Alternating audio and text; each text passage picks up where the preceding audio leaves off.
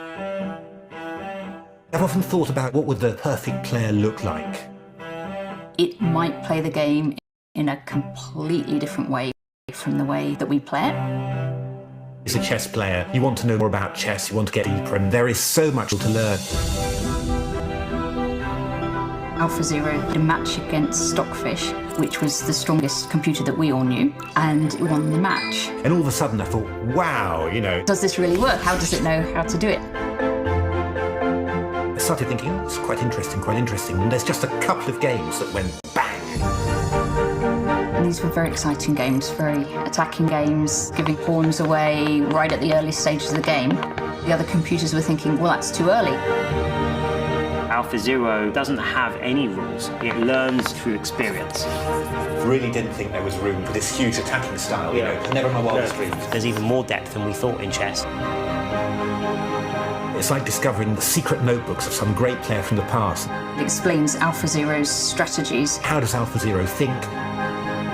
AlphaZero blows apart what traditional engines are doing.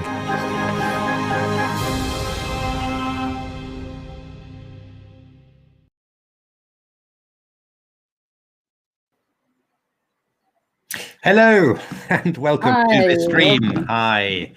And welcome to the stream on the Open Championships, round 5. Yes, indeed. So already round 5. So many things have happened. Qualifications, lots of games in the finals, and round 5 now. And we've got a great little lineup for you tonight. Sorry, I've been watching games tonight with Board 1 qualifier Peter Finn, who has had an amazing run against Grandmasters, playing against GM Michael Adams. And on Board 2, Grandmaster Matthew Turner against William Claridge Hansen. Now, Matthew's a very tricky Grandmaster, and William has...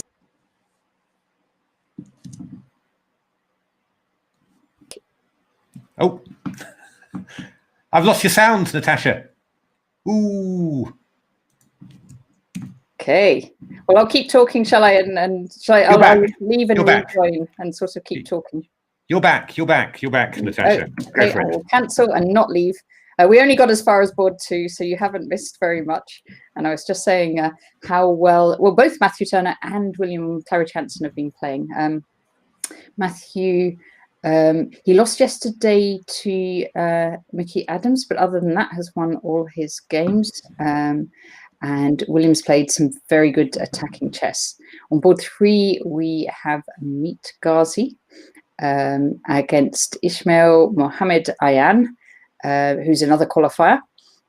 And Board 4, Tristan Cox against Tomo Gorman. And Board 5, Julia Volovich takes on Grandmaster Daniel Fernandez. Again, that'll promising to be a very interesting match. And on Board 6, Tamne Chopra against young player Matthew Wadsworth. And Board 7, Grandmaster Bogdan Lalic against woman Grandmaster Katarzyna Toma. And we'll be following that game as well. There's a regular to our chat on Board 8 who is Tom Villiers, known as Hack Attack in our commentary chat. He's black against Harry Grieve. And then on Board 9, a battle of 2 Welsh players, Jonathan Blackburn against Gregor Toshek. Yeah, Gregor was ground down by Ameet in a very impressive game by Ameet. But he's played very well. He's drawn with Mark Hebden already, came very close to drawing with Ameet. So yeah, quite a tough pairing there for 2 out of 4. I have to say that's quite a big one. Yeah, and lots of other games to look at. We might low down the field. We might check in on Tashika Aurora, who has been playing in this tournament and the women's tournament. Also, Zoe Varney, who we've seen playing a lot, is playing against Oscar Idle, who has shown us a couple of games in our chat. So I'm sure we'll be following that one as well. We do have a default further down the field. Sean the Prawn, has got a win against Ethan Rathbone Jones. Not sure if about the story of there. And on the bottom board, we've got Julie O, Poisonous Mushroom against Chris Finn. So lots of games to follow there. And it'll be starting very, very shortly. Hey, Guitar Man. Good to hear from you. Nice you're in the chat. Yeah, so let me have a look. I've got this fantastic command from the British website where I can actually just follow all the links at once. So that's going to be very, very good. Let me just try that one out. Sean is saying it might be his only win, his win by default. I'm sure it won't be, Sean. I'm sure that it won't. But do enjoy it. Enjoy the evening off and follow the commentary. Let us know your thoughts on some of the games. In fact, if you want to come in and say a few words on the stream, then you're very welcome to. If you do, and if you're on Twitter, then just let me know and I will send you a link. I'll just put my... Yeah, I was once told by an experienced player, I think it was a very good piece of advice, said after every win, you've got to gloat over it. And you've really got to gloat because you never know what's going to happen next day, but you've just got to really enjoy it. So it's... I've often thought, after winning a chess game, I should, just like the football players, you should, put your T-shirt over your head and just dive, and just celebrate like that. But it's I've never actually dared to do that. Now let's have a look. 4 minutes to go. Yeah, I'm really looking forward to. I think Harry Grieve against Tom Villiers. That's going to be the matchup of the round, I think, because Harry Grieve's been playing some very attacking chess. He lost yesterday, but was still a very, very interesting game. Hey, Pezza, good to see you. It's yeah. Follow Matthew Turner against William Claridge Hansen. Yeah, that's going to be a good one as well. Williams played really well. Again, really, 2 attacking players. Yeah, I've been really impressed with William. He's played some lovely chess actually. So and Bogdan against Katarzyna Toma is going to be interesting. Katarzyna beat Mark Hebden yesterday in a tough game there. And well, she lost to Matthew Turner, but that was a close game as well. So she's obviously playing very well as well. So that's been yeah, I mean, great to see Julia Volovic there on board 5 playing against Daniel Fernandez, Daniel seems a bit hasn't quite fired yet. I mean, he's a great player when he's firing on all cylinders. Hasn't quite been up to his sharpest. He missed a tactic against Matthew Turner, and yesterday was probably completely lost against Tanmay Chopra, but held it. So you never know, those sort of holding a draw that you probably haven't deserved. Those things can sort of trigger you sometimes to get a good run. So I mean, if he does, he can beat anyone. He's a very, very dangerous player. Yeah, Tomo Gorman's also been very entertaining player. I think yesterday was very interesting. Was early pawn sacrifice, piece sacrifice offered as well in a Caro-Kann. He had an absolutely crazy game against Tom Villiers, hack attack. So he's been very good fun to watch actually. So that's going to be very interesting as well. And obviously, yeah, Ameet, he lost to Michael Adams, but apart from that, he really has played very, very well. So he's you sort of feel that that's going to be a tough game for the black player, Diamonaut, I think he's called, isn't he? We saw him playing in the under 18s or under 16s. Under 16s, I think. Under 16s, I think. Year of birth 2006. So he's been having a fabulous tournament. He wasn't paired the first round. He drew with Alex Goss of Ireland, then beat Declan Shafi, and then yesterday Harry Grieve. Yeah. I mean, that was that game against Harry Grieve was incredible. I really thought that Harry was just going to. He'd got his, he gambled, and but I thought that gamble was going to pay off. But somehow, those amazing bishops that Diamonaut had, they sort of both defended against mates and created mating threats against Harry's king. I thought Black was quite unlucky, but that was a hell of an exercise in brinkmanship there from Diamonaut. So. Yeah, quite a bit of interesting stuff going on there. We've also got Jude Shearsby against Thomas Wills as well. So junior Jude Shearsby against Thomas Wills, another qualifier. So Yeah, plenty of good stuff to see. Haha! But I'm now going to share my screen because I can see that we have started. Excellent. Live chess. Here we go. Setting it up, and let's make us tiny. There we are. And this is top board. Peter Finn against GM Michael Adams, legend of British chess. And yeah, the British #1, still, I think by far, I think you can say the strongest English player. And so E4, E5, and Bishop C4.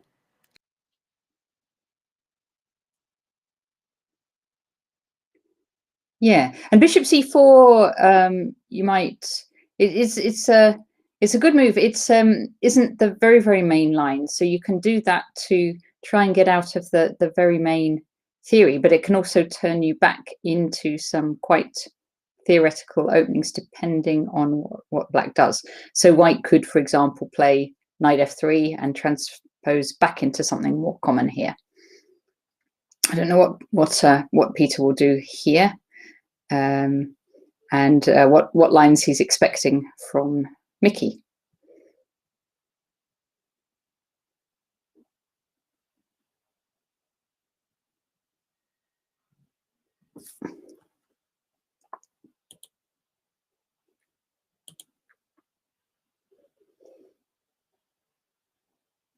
I think we might have lost Matthew unless I'm off the screen. What I will do is let's find the game on chess.com, and I'm sure Matthew will. Are we there, Natasha? That's yes. I think we lost you for a second. No, I lost you actually. Oh, did you? Okay. Well, I think we lost each other. I think that's the thing there. My goodness me, it's just oh dear. So there we are. So I was saying before we were so rudely interrupted by the internet. Do let us know, by the way, if you can hear us again. Yay! Okay, fantastic. Oh, so I was away. My goodness me. Yeah, I lost connection to my room. My internet was still going, but anyway. So Bishop C4, Bishop's game. Michael offered transposition back into the Italian game, and that has actually happened. So we are back into a main line of the Italian game here. And this is something that Michael knows extremely well. He has played many games in this line with both colors. So this is one of his big openings. So it'd be interesting to see what Peter comes up with there. So far it's looking quite normal here. Michael playing this very common idea of the knight moves to e7, then it's going to go to g6, and then black's going to play c6 and d5, you know, and just well, play in the center. And white's going to do something similar. I mean, you often get these kind of symmetrical positions, you know, where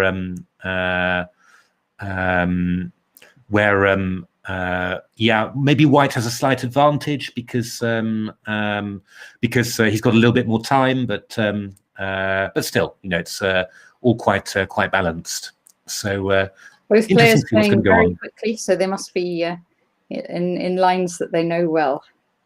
Yes, indeed. Not at all surprised that Mickey's playing fast, because I think he's had this many times. And well, I mean, he's also been he was a second to Magnus Carlsen. I'm sure a lot of these lines have been analysed to very great depth for vast numbers of hours. You know, this is really big theory nowadays.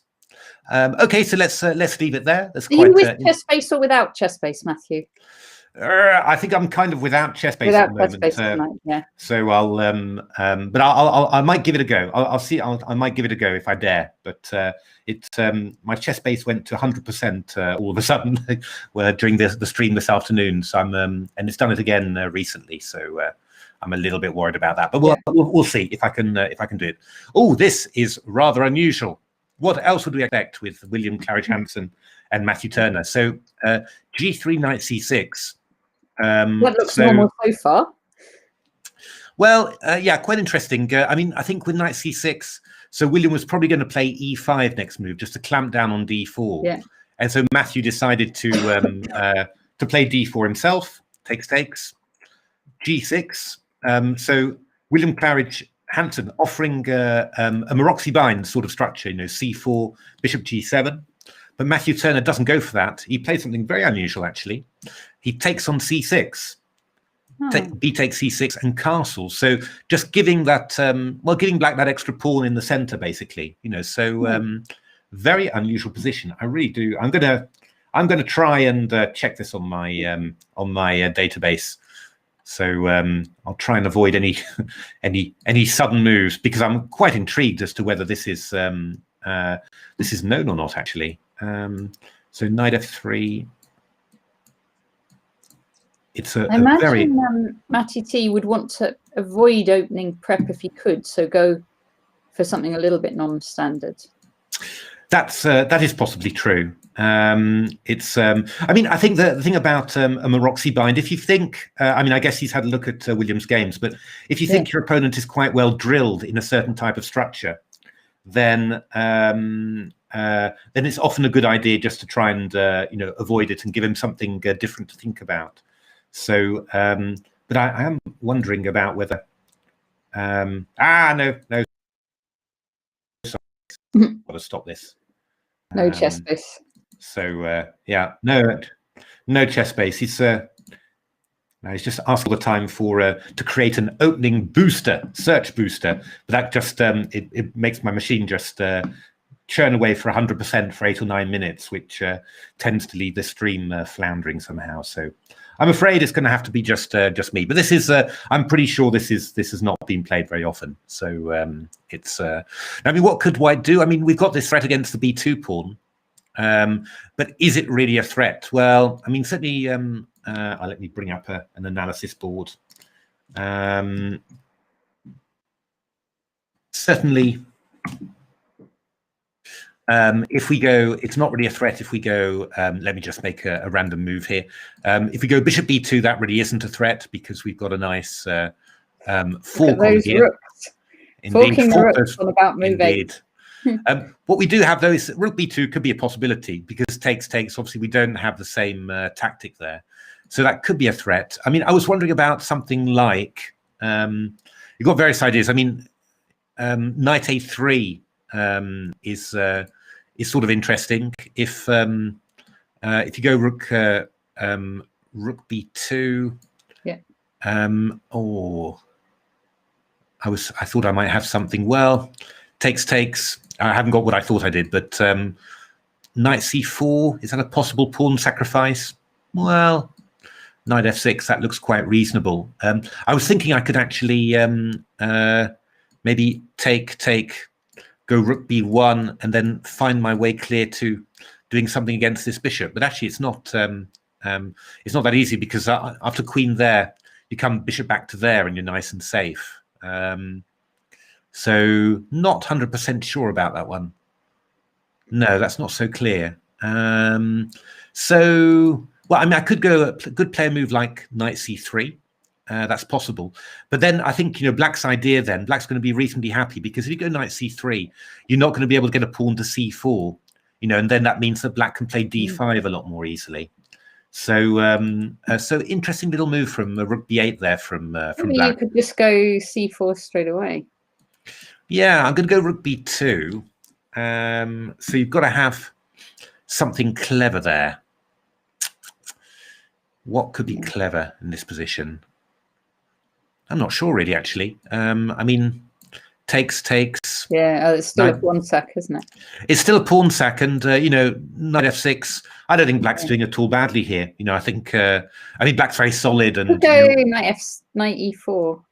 Yeah, I was thinking, but even if we do this, we've got our John M's pawn structure here. Yes, famous John M's. It's so actually that's quite. This is rook b8 is quite interesting. I could play c3, for example, but then again, I'm not playing c4, so it's that is kind of because often it's often a question, is a rook b8 move useful or not, and very often it just tends to be a tempo that helps white. But here I think this is actually a good one. I think this is actually going to. I actually then wonder if Matthew Turner then has played this before, and this is William's prep, because he did play it quite fast, didn't he? Indeed, it could be. Oh, wait a minute.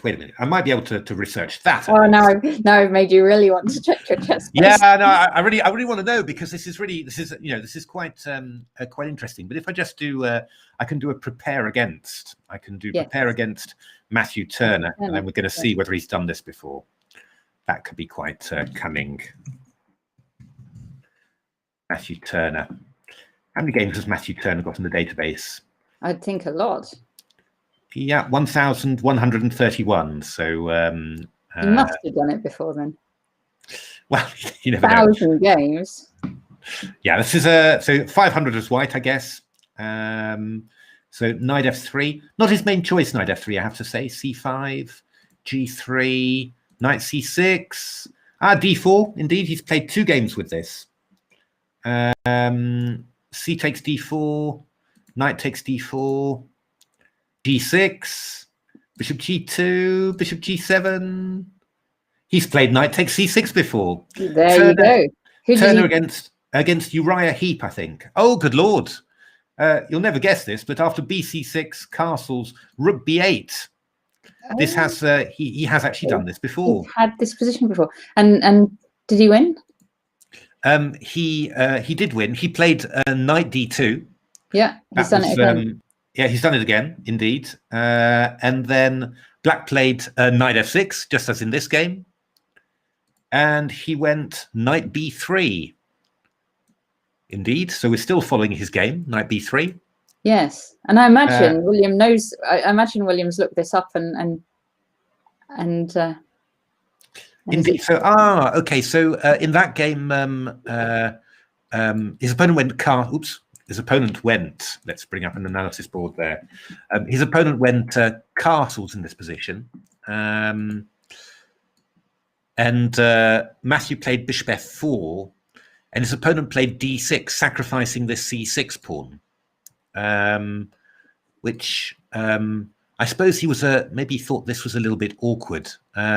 So William has played queen c7 here. So if bishop f4, then you can simply go d6. You know, I mean, that's probably the idea, or even e5 maybe, but probably d6. You know, and just so this is the novelty. And Matthew's played bishop d2 pretty quickly. What is Matthew aiming for here? Bishop a5 doesn't look that amazing. I have to say, I mean, C3. Oh, you'd want c4, wouldn't you, before you bishop c3? Yeah.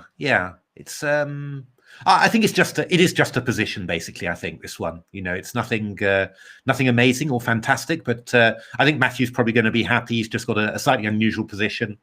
And I think that William could be happy too, you know, just because he's actually come out okay from the opening against the Grandmaster, you know, and that's always the first hurdle, you know. Just Uriah Heep, I think. Uriah Heep, no, that's the singer, isn't it? Or... I was going to say, I think that's what you said, and then I was thinking, hang on, where do I know that name from? Yeah, no, I think I'm concatenating two heaps I've heard actually. I think I don't know who. Let me have a look. Can I see who it is? Heap. I must be able to see that. Jerry Heap. So there we are. Not Uriah. Sorry about that. So Ameet Ghasi is playing some sort of King's Indian attack. We are not surprised. Okay, Nick Burrows, knight c6 is actually the most popular move in that position. Okay. It's okay. It's really I find that really strange, actually. My goodness. It's so Ameet Ghasi against Diamond Naught, playing a King's Indian attack. So yeah, I mean, we'll pretty much expecting. I mean, at the moment, White's sort of hinting at playing d4 here. So Black sometimes plays e5 in these positions, and then if you do that, then White will often play the knight round to c4, play a4. we're gonna get music jokes tonight from Guitar Man for sure. Indeed. It's so yeah, knight a3 to c4. But this is quite a good system for Black.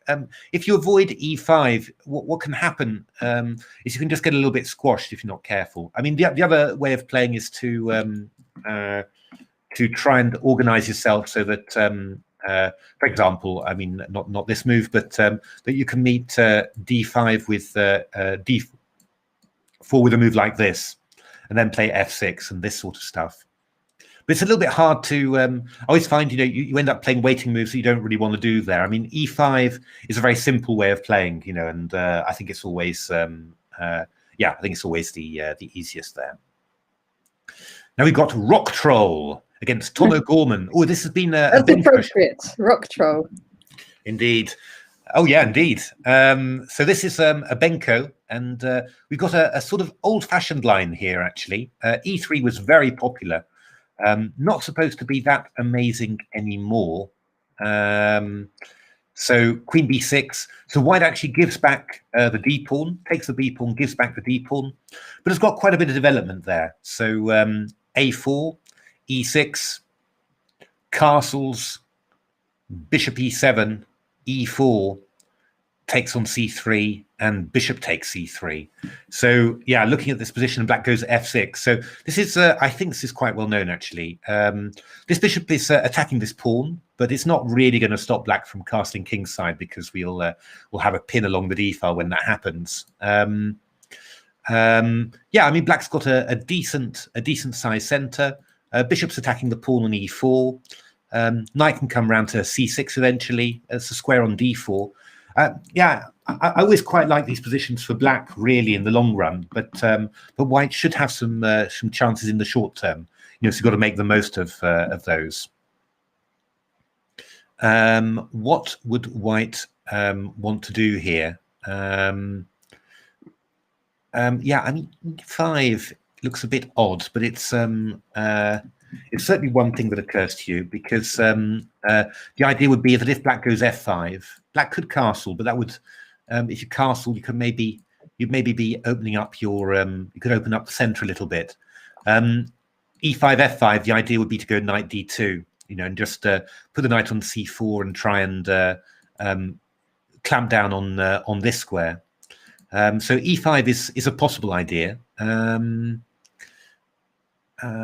Let's have a look. We could also, I mean, we could play a move like queen e2 and just aim to shove this pawn all the way up here with you know, a5 to a6. A little bit risky because the pawn could be lost, but yeah, it's going to put black under quite a bit of pressure there, you know, and not so easy to get at this pawn. Another idea you're thinking of is maybe to go for a bit of a kingside attack route. So knight h4, because if bishop e4, we've got queen g4 hitting these two fellows. So, you know, black could go castles, and then you could go maybe queen g4, something like this, and maybe want to play f4, f5, or get the rook over, rook d1 like that, or even rook a3 and over. That's not so stupid. It looks a little bit like a Mora Gambit, actually. Yeah, I was beginning to think I really like this kind of position.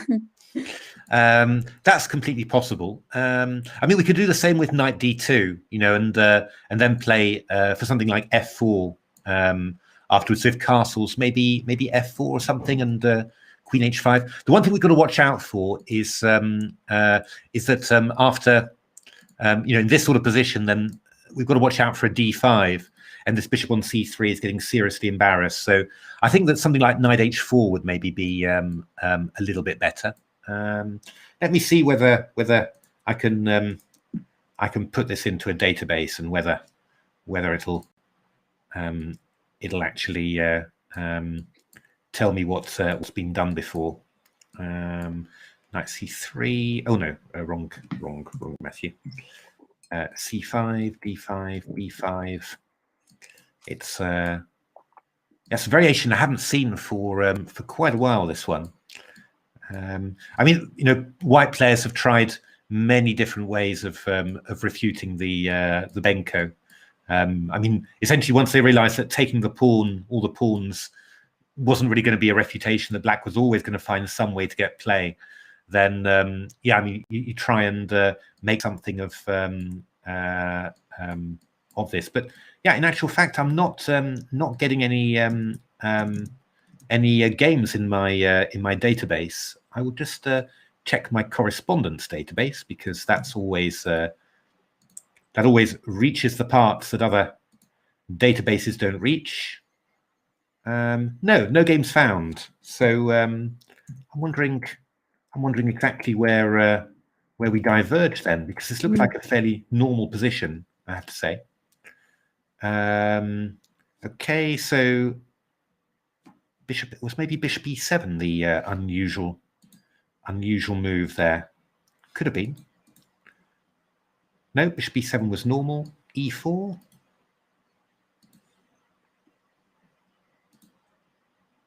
No, e4 was still very normal. So I'm thinking that it was knight takes c3 that was the unusual move.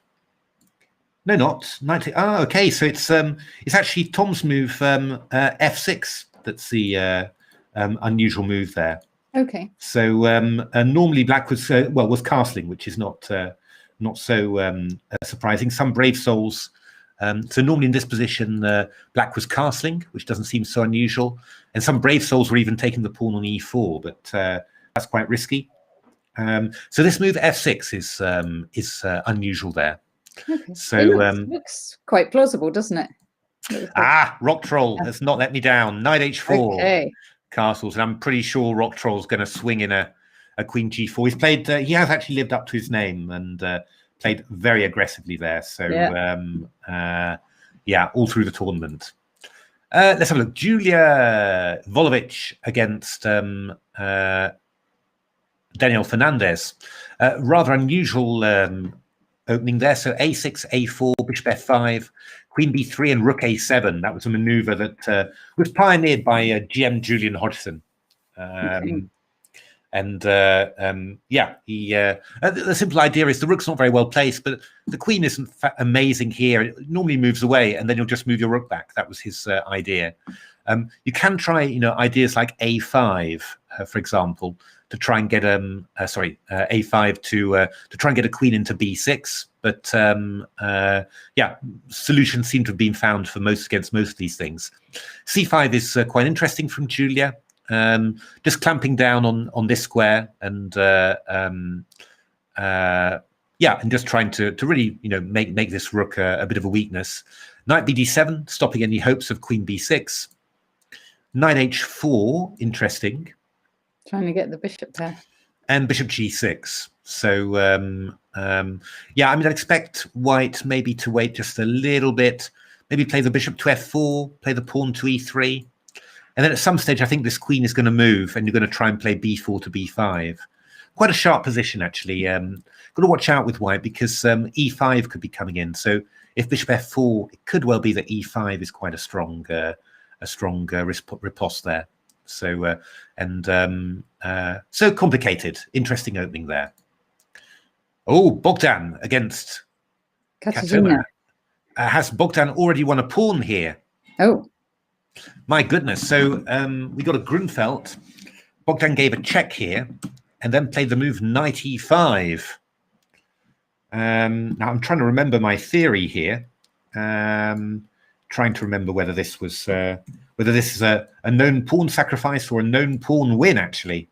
It's Queen a4 is a known idea. It's one of these anti-Grunfelds. You've got you've got a number here. Queen b3 I actually played in my youth with very good results, actually. I saw a guy called Alexander Ipatov in a recent book suggested queen c2. Let me just bring up an analysis diagram there. Suggested queen c2 with the astonishing idea of knight c6, queen b3. Don't ask me. Don't ask me why. I'm just reeling from reading that. So knight c6. Actually, we could have transposed into Ipatov's idea there, but knight to e5. Now this is an interesting one. I can't imagine that this isn't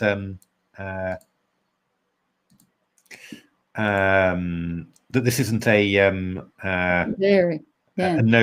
known thing here, really. So so how would you defend? Just like you could what if you go? Can you go bishop d7? You can go bishop d7. Actually, that's the most natural move. If white takes the knight and black takes the knight. Indeed, but knight c6 has been played, and I'm just checking to see in correspondence games. So I'm just seeing what's happening here. So knight c6, knight e5, but normally here black plays the move knight db4, with the idea of if you go a3, then I'll give a little check on c2, takes there, and I've got rid of this pressure. So knight b6 from Katarzyna is actually a very unusual move. I'm not even sure that it's ever been played, actually. But I'm sort of thinking that it's probably just losing a pawn. Let's have a look. Do we have any games? No games in my correspondence database with this. So white just took. Yeah. Because, I mean, I could also, after knight takes c6, I think I could also have gone queen d7 here. Ah, no, queen d4, of course. That might be what Katarzyna missed, actually, because I just don't think you'd just sacrifice the pawn like this.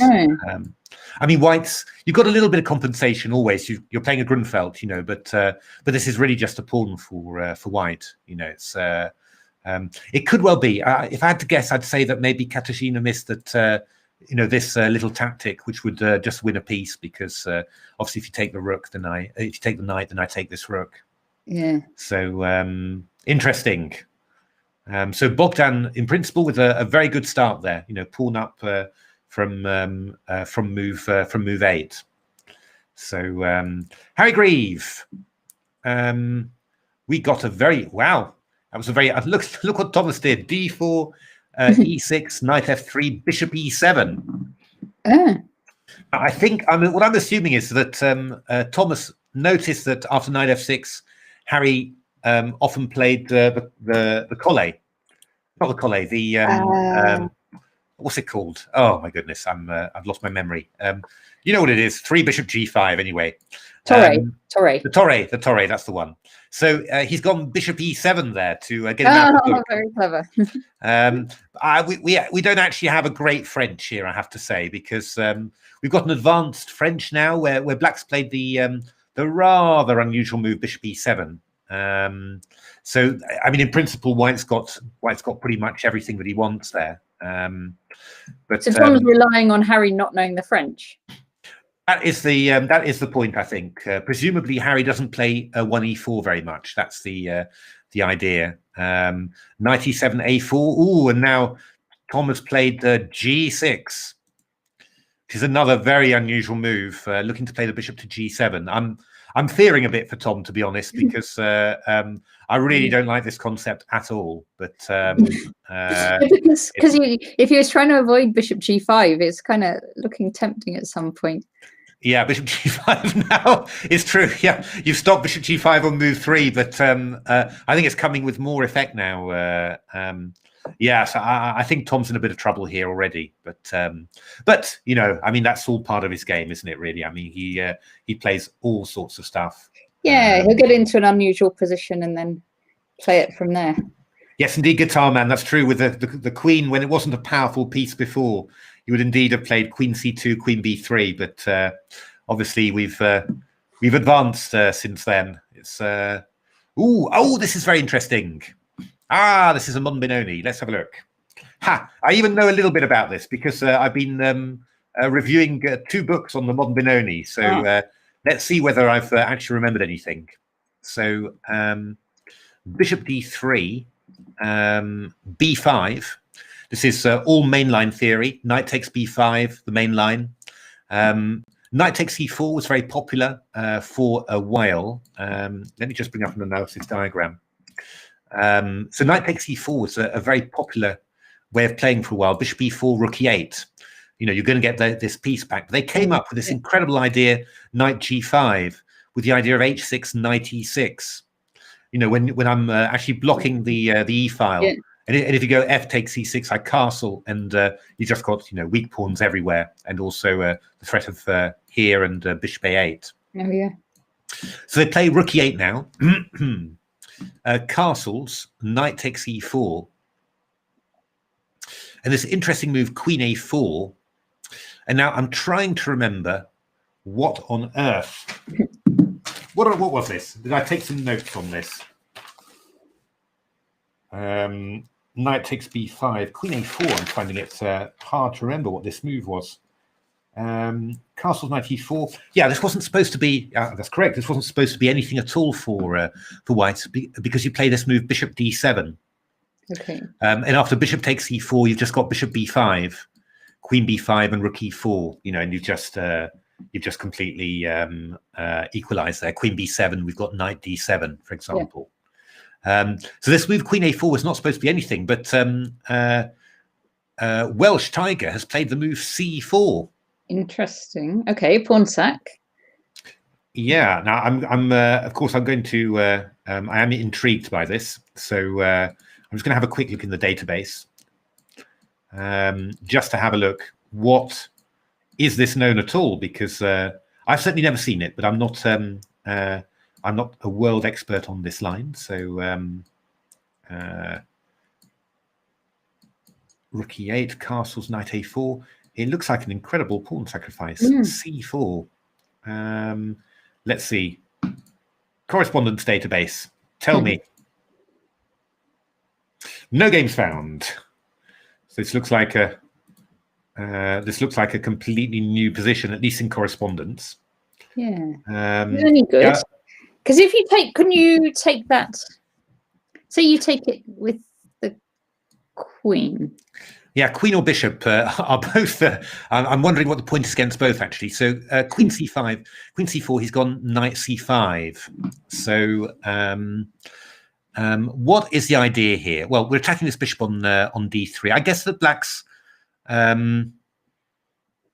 maybe looking for a bishop a6. Maybe thinking he's going to get his. I mean, he's brought white pieces into range of black's pieces. You know, that's what he's done, and that's fine. But I'm just wondering, you know, whether there's actually any extra point there, because I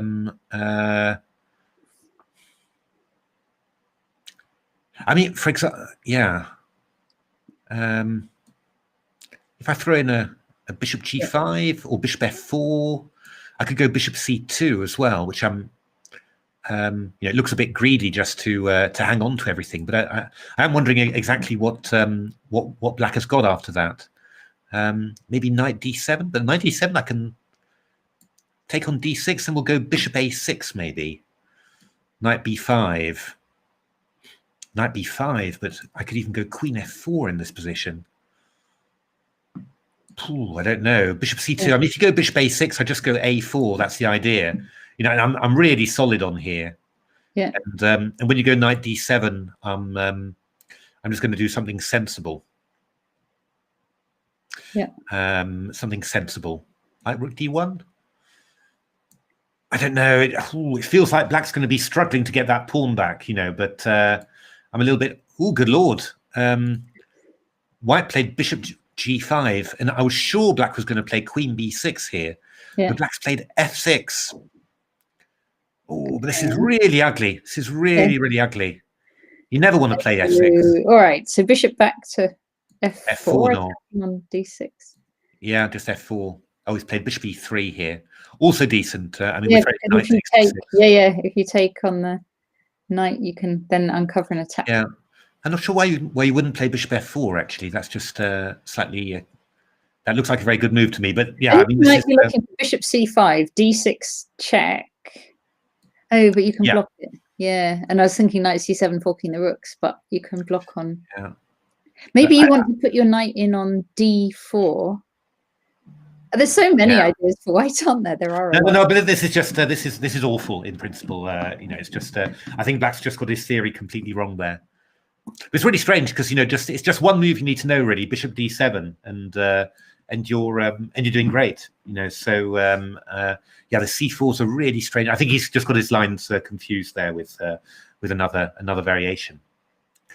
But it's never. Oh, good lord! It's bishop on d4. It's a little bit of a worrying piece there. When you I was going to say it looks really strong, but the e5 coming in, it doesn't. It looks trapped. So, indeed, but you can meet it with c4, can't you? And then yeah, I mean, this is. I mean, actually, is white's the pawn up, isn't he? 1, 2, 3. He's got 8, and black's got 7. Yeah, white's the pawn up here. So For black, you do really, and I mean, c4 is the threat here. So stuff is happening. So, I mean, I would have thought that if you want to do something, then you're going to do this one. Yeah. And then just, you don't know whether it's good or bad or whatever, but you just got to play it simply, you know, and just, and see what happens. It's a position you've got to play. You've just got to play. That's right. Yeah, no, it's not. I think it's decent. Some practical chances here, you know, because you've got this dark squared bishop. Should be good for white in principle, I think, but some play. So now what we got? We got Tashika Aurora against Oliver Stubbs. Okay. And well, we've got she's definitely in practice. She's played exactly many games. She was qualified for this and the women's qualifiers, I think, and the women's championships. Did Aurora have this against? Did she have this against Raylin? I'm just trying to remember whether she played this Makoganov system against Raylin. I'm not sure, but but this is actually quite nice for white. This what's happened. I mean, in these sort of King's Indians, if black plays these plans where you go c6 and d5, I mean, these are very typical King's Indian plans, but the key thing is really, if you do anything like this, you've got to get in b5, b4. I mean, that's got to be part of your plan. And here, after g5, knight fd7, black is just not going to get in b5. And so, you know, white's going to play rook c1, play its knight to b5. The d6 square is weak. You know, that's really very awkward for black. I think this looks like a very good King's Indian position for white here. Mark Hebden, GM Mark Hebden. Oh, well, this is looking very good already against Jem Gurner. Look at Mark, 52 minutes on the clock, and he's the exchange up, and he is completely winning in actual fact, because rook c7. If queen c7, we've got queen e8 check here. So yeah, I think black is well done, Mark. Yeah, no, just I mean, queen f8 is maybe possible, but then we'll go rook f7, for example, and that'll just just wins the queen in actual fact. So looking very good for the popular Grandmaster from Leicester. Name another Grandmaster from Leicester, Natasha. Another Grandmaster from Leicester. Oh, Chris Ward studied there, didn't he? Wait a minute, Glenfleer, that's right. I'm not going the right way. I'm like, none of them are playing. No, that's the good. That's correct. That's Glenfleer.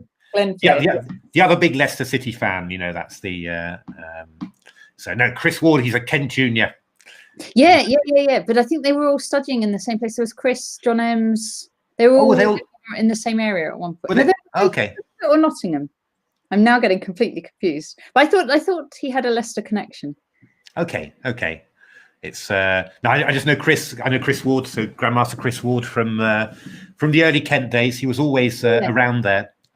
He's quite a bit older than me, so about 8 years older than me, I think. So I just got the sort of I was, you know, sort of not 8, maybe 6 or something. I just got the tail end of his junior career, you know, when I was 11 or 12 and he was 18. But always. He's now a chess coach, and also he teaches, I think, salsa dancing. He's a dancer. Exactly. Yes. Exactly. Yeah. I think dance. Grandmaster.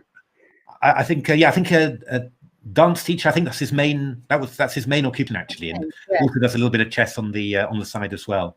Very good player. Very and very nice guy. Very popular guy.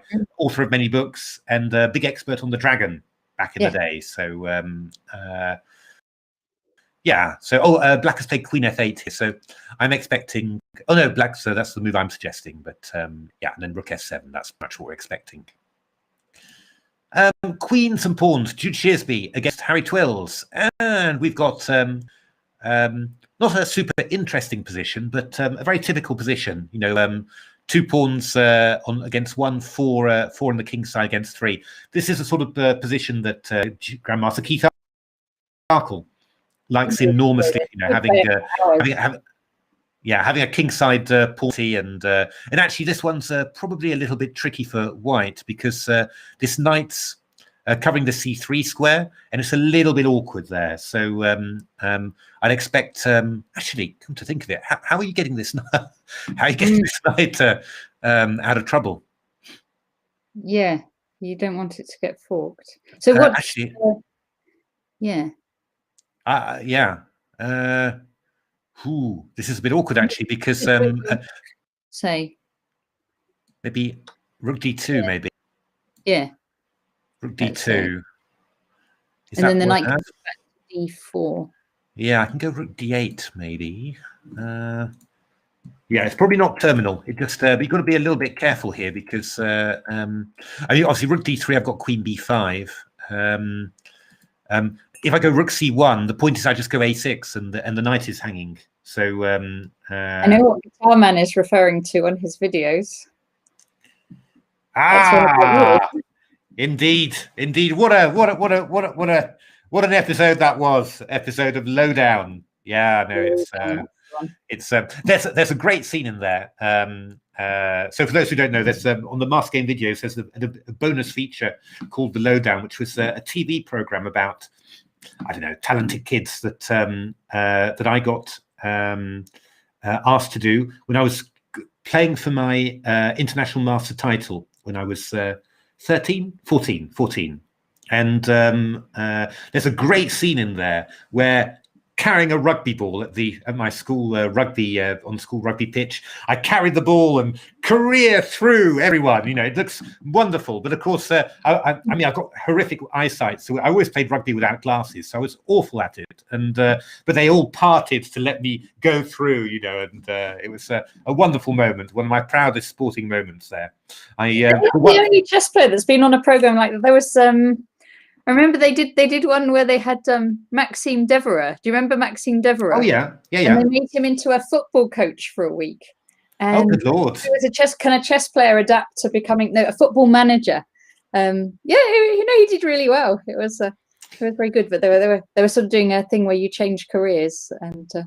Okay. Oh, very nice. It was good. I mean, you know, they were quite innocent days in those times. You know, I think you'd probably be a lot more careful nowadays about doing something like that. But it was all very innocent. The one thing that was a bit scary was that I had 2 IM norms, and but I had a big last round disaster in the World Under-16s.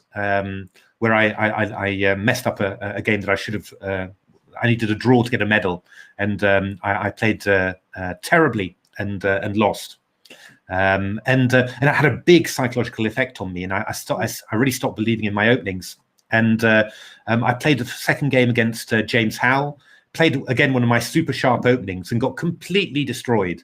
Very unlucky, because he played a very good system against it. That's still very, very good, not particularly well known, but very strong system against the same-ish. But I was in complete despair. And of course, you know, there's a TV program following you as well, so you're getting a little bit nervous. And but that was I was in the way back, and I was talking to Steve Giddings, who was my coach when I was young, and still a good friend. And I said, I just can't cope with my openings, because everyone was telling me the standard advice: stick with your openings, don't change them at all, never change them, stay with them. And I said, I just want to do anything else, you know, 1b3. And so he said, well, yeah, go ahead then, you do it, you know, do it then, you know, and that'll be fine. And I played 1b3, and I beat Sergei Kudrin, who was a very strong Grandmaster, 2560 at the time and all that. And I got my my IM title like that. But yeah, I mean, that was said for playing what you feel like playing, isn't there? Exactly, yeah, because it was simply, you know, it wasn't the problem with my play at all. It was just I'd lost that confidence in my super sharp openings, and I didn't have that energy or feeling that, you know, I wanted to sack pawns or pieces right from the start. And just playing a normal game, you know, was much better for me.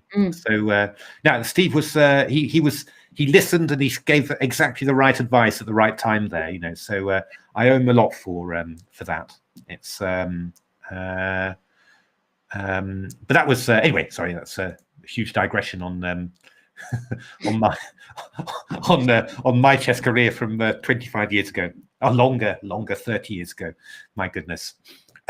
Zoe Varney against Idle Player. Are they copying Checkmate a lot against Michael Adams?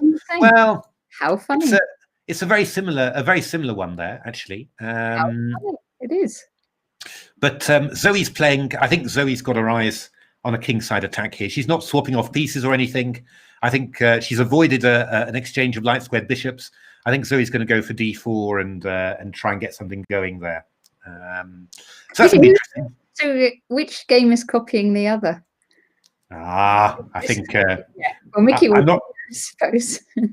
I'm not sure they're looking at each other's games, but oh, this is a crazy one.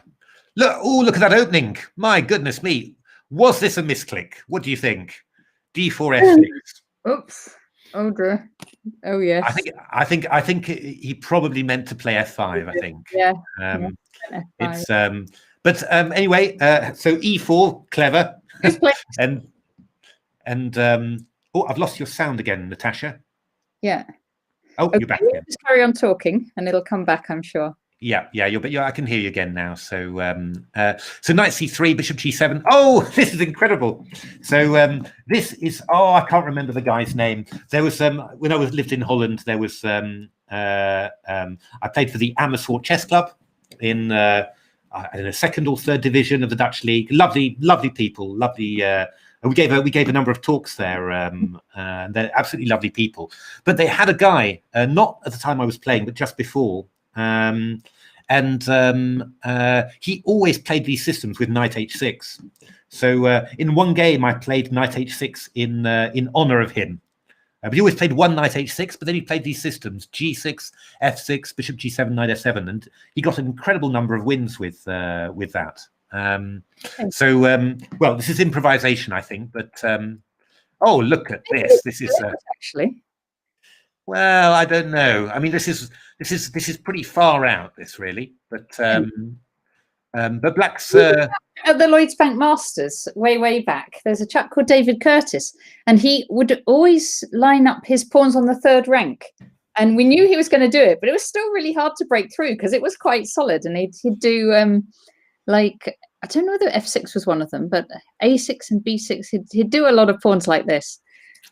It's I mean, this is not worked out so badly. I mean, you could start thinking about playing moves like bishop d7 and queen e8 just to hit this guy here. The one good thing about it, this knight is always a superb piece. Defending d6, defending all sorts of kingside squares. So this is going to be a lovely concept from Black. I think. Some glorious improvisation there, but you'll probably see, Black, the 8 pawns attack is underrated. Yeah. That's exactly. It's you're probably going to see that this is having played this game, he's going to fall in love with the system and then only play this from now on. For real. But the other guy who plays all his pawns, I've now forgotten his name. I played him. Mike Surtees. Mike Surtees, that's right. Has his theory about pawns. Yeah, no, I'll show you his. I'll show you his stuff. It was the revolutionary opening system, or a revolutionary open theory. ROT. That's what it was. So d4 f6 was in fact what he played, but after e4, he plays c6. Okay. With the idea that knight f3 can be met by e5, and after d takes e5, f takes e5, knight e5, we have. We have. Does it have to be a pawn move? No. Something rather more important than that. You're in danger of needing to have a glass of port, Natasha. Queen a5 check. Indeed, forking the 2 there. So it's yeah. I mean, he was really well known for only playing. Well done, Guitar Man. For only playing pawn moves. I played him. What did we get? I played him in Blackpool, and he went e4, e6. Was it f4, d5, e5, c3, and then b4 afterwards? It was very, very strange. Anyway, it was really odd. And oh no, I think it was it f4, c5? Oh, I can't remember anymore. But he just played loads and loads of pawns, and was just very dangerous all the way through. It's no, very nice, very, very, very funny to see that. We'll just finish off with the last game. I think Poisonous Mushroom against Let Me Think. Poisonous Mushroom, that's Julio, isn't it? And let me think, that's Peter Fink's brother, Chris. Been having a bit of a rough time in the tournament, only half a point so far. Pretty typical Rubinstein French. This is where you take on the e4 very early. Generally thought to be a solid, not too ambitious line for black. But if you play it well, if you understand these structures well, then you can get a surprising number of points with it. John Spielman was the main guy in England who played this for a very, very long time, very successfully. And you can also get this sort of structure from C3 Sicilians as well. So, you know, it's quite well, it's well worth knowing. Yeah, I mean, either way it's going to attack, probably in this sort of position, you would actually really want to swap off these light squared bishops and then put your queen on the long diagonal and then, you know, start targeting these light squares and then move your queenside pawns forward. There's a fantastic book by Ivan Sokolov, Grandmaster Ivan Sokolov, a well-known, very, very strong player, more a coach now than a player, but, you know, was at the top of the world game for many years. And he wrote a great book called Middle Game of Strategies. I'm not sure whether it's in number 1 or number 2, or because he's written a few now, but he looked at these sort of structures and how to play them, you know, looking at many different examples. It's the best explanation of these structures I've ever read. So well worth getting if you're if you're coaching or if you're a young player. These books are really worth getting because they're really superb. They're published by Thinkers Publishing, which is the publishing house which is edited by Romain Edouard, a French Grandmaster and a Guildford colleague. So well worth checking out their books. They're quite a lot of them are really very grandmasterly, I think you could say. You know, some are quite complicated, but there's loads and loads of very, very good stuff in there. And I said these Ivan Sokolov books are a little bit advanced, but I think you can also, you know, get an awful lot of very good general lessons from them as well. So I'd really recommend those. Okay, let's go back to the start. We've been it's pretty I have a feeling that people have got over this this Christmas break. Everyone's playing very, it's a lot tighter, all the games than yesterday. Yeah, good day to warm up again, and then they're back into it refreshed from the break. Indeed. So we've got a pretty symmetrical position here. Funnily enough, Michael seems to have, is black, but seems to have a couple of extra moves. He's got Queen C7 and A6, but Peter is first to get the D file. So we will see how that goes. In principle, this is just, this is, you know, completely even, I would say, you know, but yeah, we will see how the game proceeds from there. So, Matthew Turner against William Claridge Hansen. So, yeah. What happened with this pawn on B2? Yeah, let's have a look. So we'll have a look from the start. So bishop D2, castles, bishop A5, played to be annoying. Queen E5, bishop C3. So Matthew actually got his bishop we'll have a look at Greg Toshek. So Queen C7, E4, D6. It's quite nice. This, I mean, White's just saying, well, eventually you'll move your knight away from F6, and then I'll swap off the bishops. And William does that. I mean, it's not. It just sort of. I always say, you know, it flattens out the black position because you lose one piece that's normally, you know, nice and active. It's nothing huge, but it just means you've got a little bit less activity there. So knight D2. Knight D2. Oh, he can't take on. No, if rook takes B2, I did a double take there, but we go knight B3, and then you're going to regret it somehow. So C5, B3, A5, very decent move. Knight C4, bishop A6, decent move again. Bishop B7. Queen D2 and A4. Very sensible from William there, because it's not really clear what you know, what black should be doing. So yeah, just make sure you you get the chance to exchange off the weakness that you had. Actually, William did this in his previous game in the different position, different opening, but he also you know, moved this A pawn down the board quite quickly. Very good. I mean, in principle, white's a tiny bit better, I think, but nothing amazing. You've got ideas, like knight g4, for example, you could think about, looking over here. But for the moment, it's not too dangerous. And I mean, it's always the problem with having a bishop on g2. If you've got it on c4, then all these attacking ideas become dangerous. With a bishop on g2, you don't really, have enough there. But moves like h4, can be a little bit annoying. Just because the knight's moved away from the king's side. I mean, maybe knight g4's decent, just to dissuade the knight from coming back round here, and then you might think about going h4, because well, h5 is something that you've got to calculate a little bit, whether you want to allow that queen there. It is a slightly annoying thing to allow. So interesting game. I think again, both players will be queen c3, king g8. Okay, interesting. So Matty Turner might go knight g4 here. Checkmate.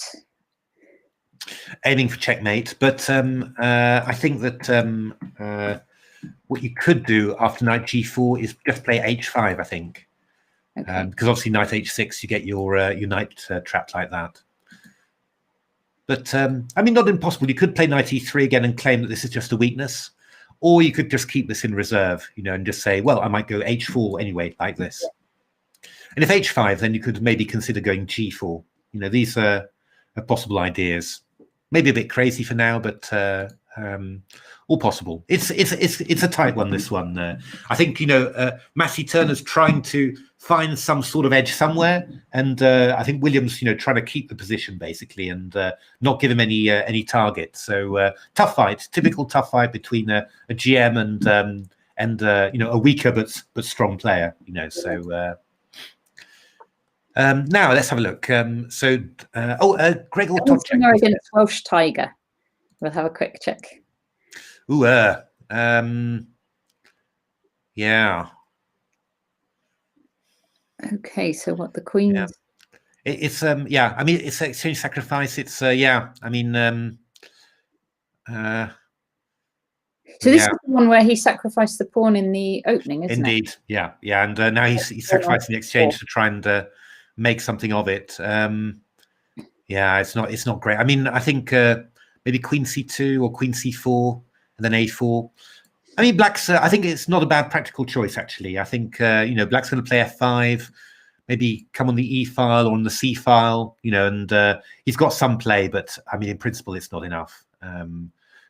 White's just got to keep his head, play sensibly, and it's going to be it is going to be very good for white there. So, but I think a good there we are. Alex Goss went for it, didn't he? He went e5. He went for this huge pawn center. Castles, bishop g7, rook e1, bishop g6.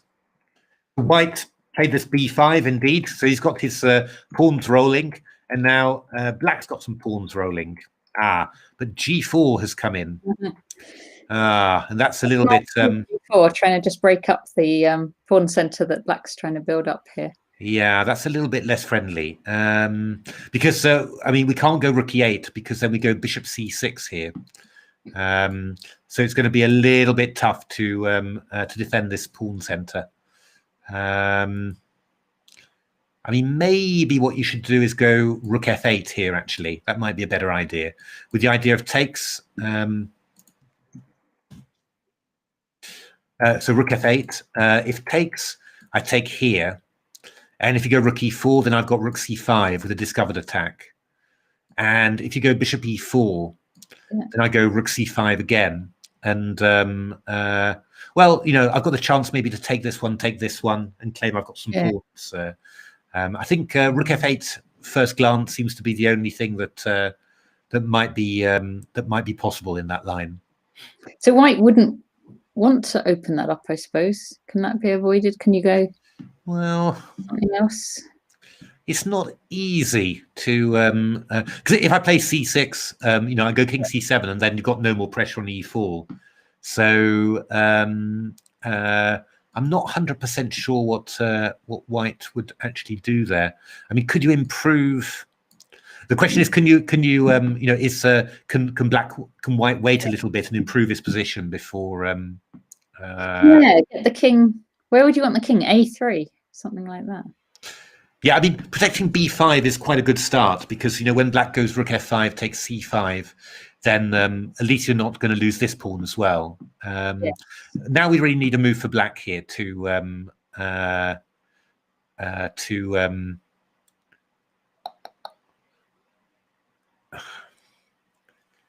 yeah, we desperately need a move for black here. I'm not quite sure what. I mean, if we go king c7, then we're going to play this one.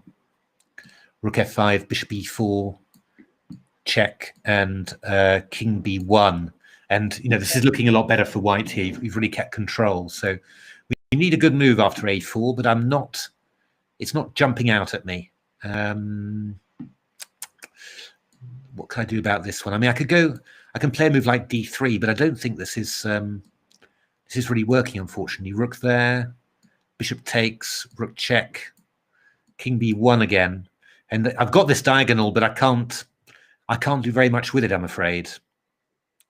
Oh well, I could go.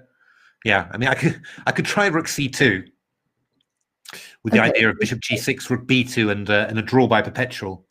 But I fear that after rook c2, we'll go rook d3 and then take the rook there. Yeah. So, it's yeah, I don't know. I think that yeah, rook f8, a4. Not sure. That's going to be a. I think that's a tough one. That's a tough one, really. So let's look. Ameet Ghasi has got in d4. So what is black going to do here? Maybe b3. Maybe try and get a square on b4 for the knight, because you can't play knight takes e4 here because of knight. Oh, knight d5. Ooh, no, you can't do it. You can't do it. Knight d5. So I was getting ideas of no, it's not going to work. So yeah, maybe b3 in this position is interesting. So the idea is to meet d5 with here. You can go queen b3, but then I can take on e4. That's the key idea. E5 would be great if you could do it with white, but I don't think you can. Takes, knight takes. Oh, well, I don't know, actually. Knight takes. Yeah. Knight and knight somewhere. Knight d5. Ooh, that could be a little bit tricky. Yeah, king 7 at the least. Yeah, we've got bishop f4 coming in. Yeah, no, this is going to be awkward. Oh, okay, then e5 might be a little bit nasty there. Because if you go something like knight e8, I could follow up with knight d5. This is definite pressure. I mean, bishop g5 here. Yeah. Okay, so we're going to need to find a good answer here. e5 feels awkward.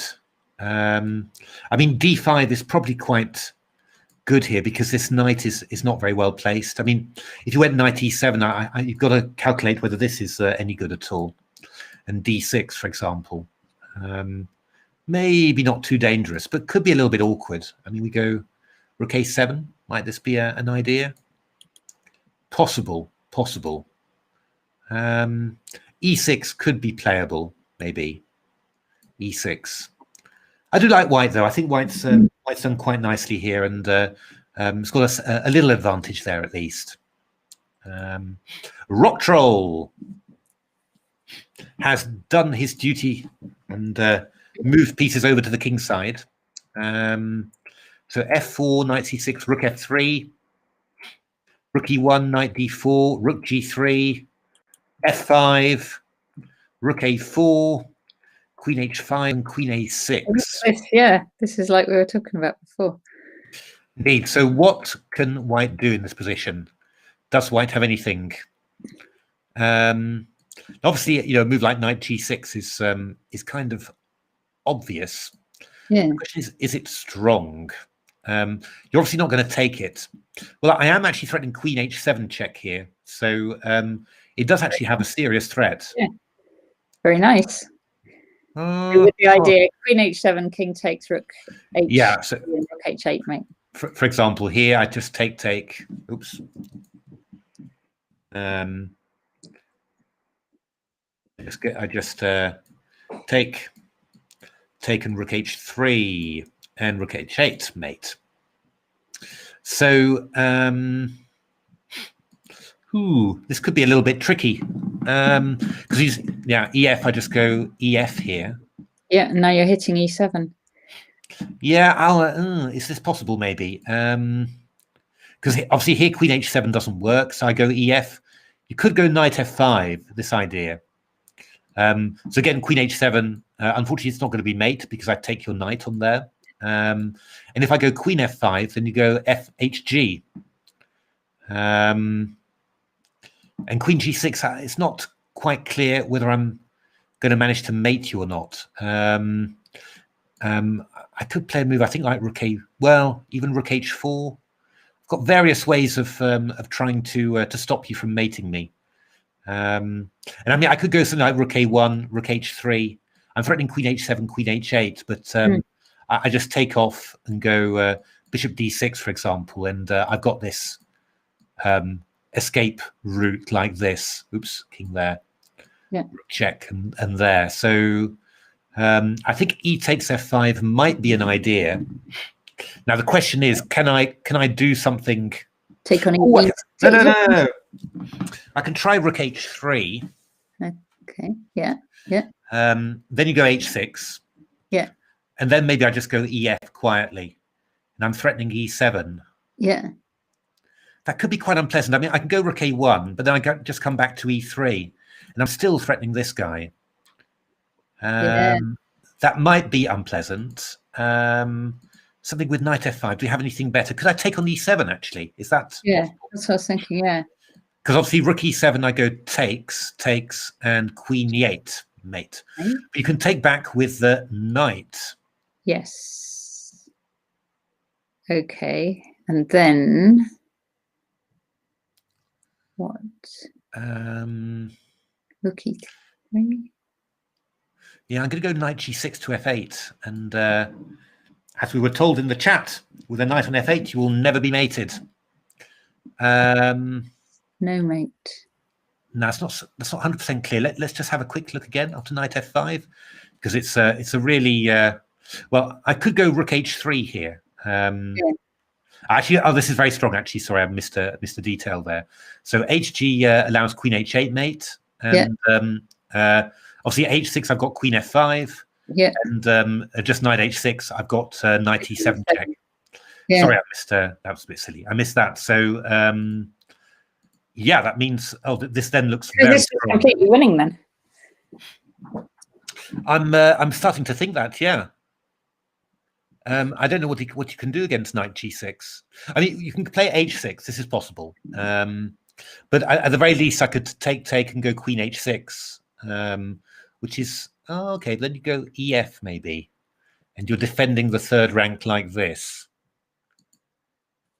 I could go ef, knight f5 maybe.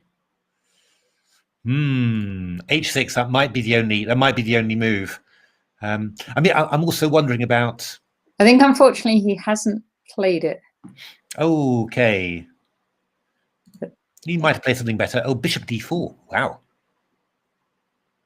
Bishop d4. Was that taking? That's taking the knight, right? Yeah.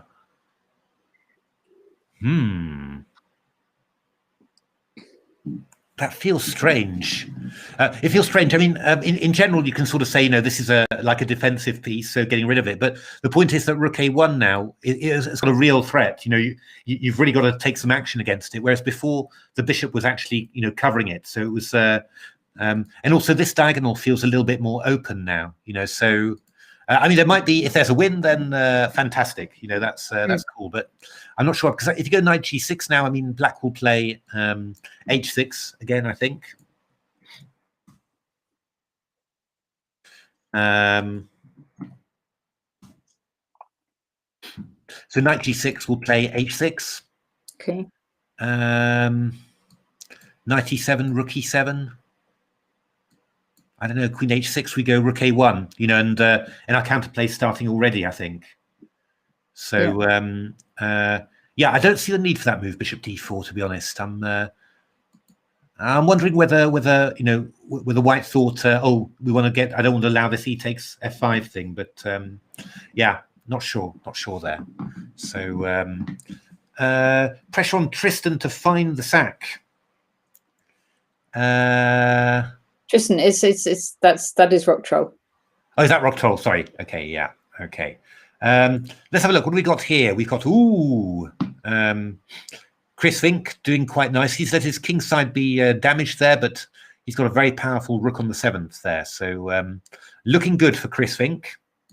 How is UK Chess Bomber getting on? Because this was going crazy. Oh, wow. Well, I was talking about going after the a4 pawn with bishop d7 and queen e8. But UK Chess Bomber just went all out with the old f4 there. Queen g2. Okay, queen g5, forcing the exchange of queens. Wow, what a weird position. This knight might get a bit, I guess, bishop b6 from white here, and you're going to try and play bishop c7.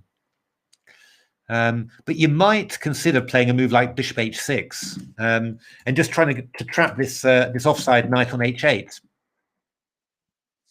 on h5 rather. I mean, king f7 to g6 is kind of an idea, maybe. Maybe white will go h4, yeah, f7, and then go knight h3.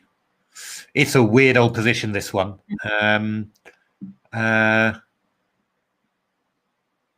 Oh, you get knight f6, don't you? Actually, that's maybe maybe you need to go bishop h8 there if you wanted to avoid that. But then h4, and your king's a little bit constricted there. Knight h3 followed by rook g1. Feels like you're overdoing things a bit. In that case, do we need to have a completely different approach? This is quite an annoying little move, really. I really don't want you to get rid of your knight on h5. That's the thing. Not sure. I think this is maybe turning out quite nicely for white. If you can't make this knight offside, then you're going to start getting pushed back again. And of course, this square, if white manages to get a knight on there, then it's looking quite good. So, not sure.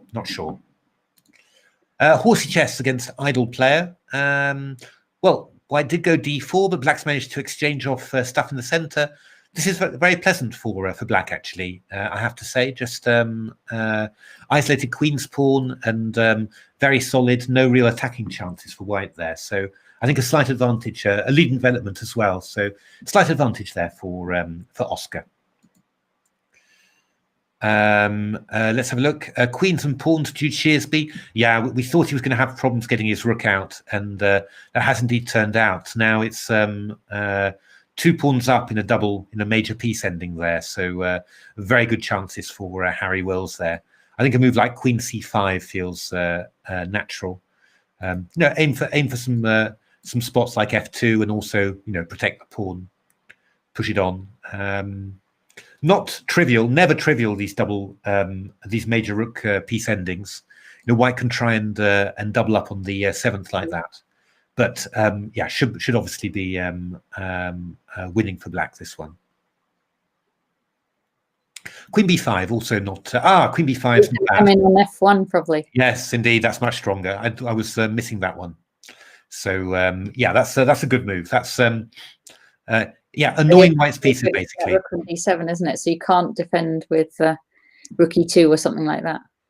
No, I mean you can always defend with. I mean, this is not winning because you go queen g2 against queen f1, but it's knocking white's pieces, and that's always a good thing to do. Let's have a look. Mark Hebden. Oh, okay. Well, I mean, he's completely winning, of course. Yeah, rook d7, threatening rook c8 mate. Has Rook Troll seen more than the commentators? There's a challenge, maybe. Well, yeah, I think I'm expecting h6 now, actually. So it is quite possible that Rock Troll has seen more than the commentators, but I just don't see why you wanted to include bishop c3 and bishop d4. I don't think it was necessary. Mark has won the game, so well done, Mark. Well done. Well done, Hebs. That's good. Back on track.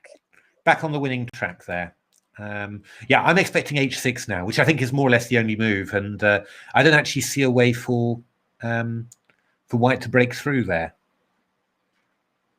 Yeah, but I'm happy to be corrected. there's not any queen sacks or any kind of. Maybe knight. Is this the idea? I don't know why you had to take on d4 actually, but maybe what you can do in knight h8. Wow, what? Let's see it. That is actually quite annoying. Come to think of it. Have you played it? I don't know, but not yet.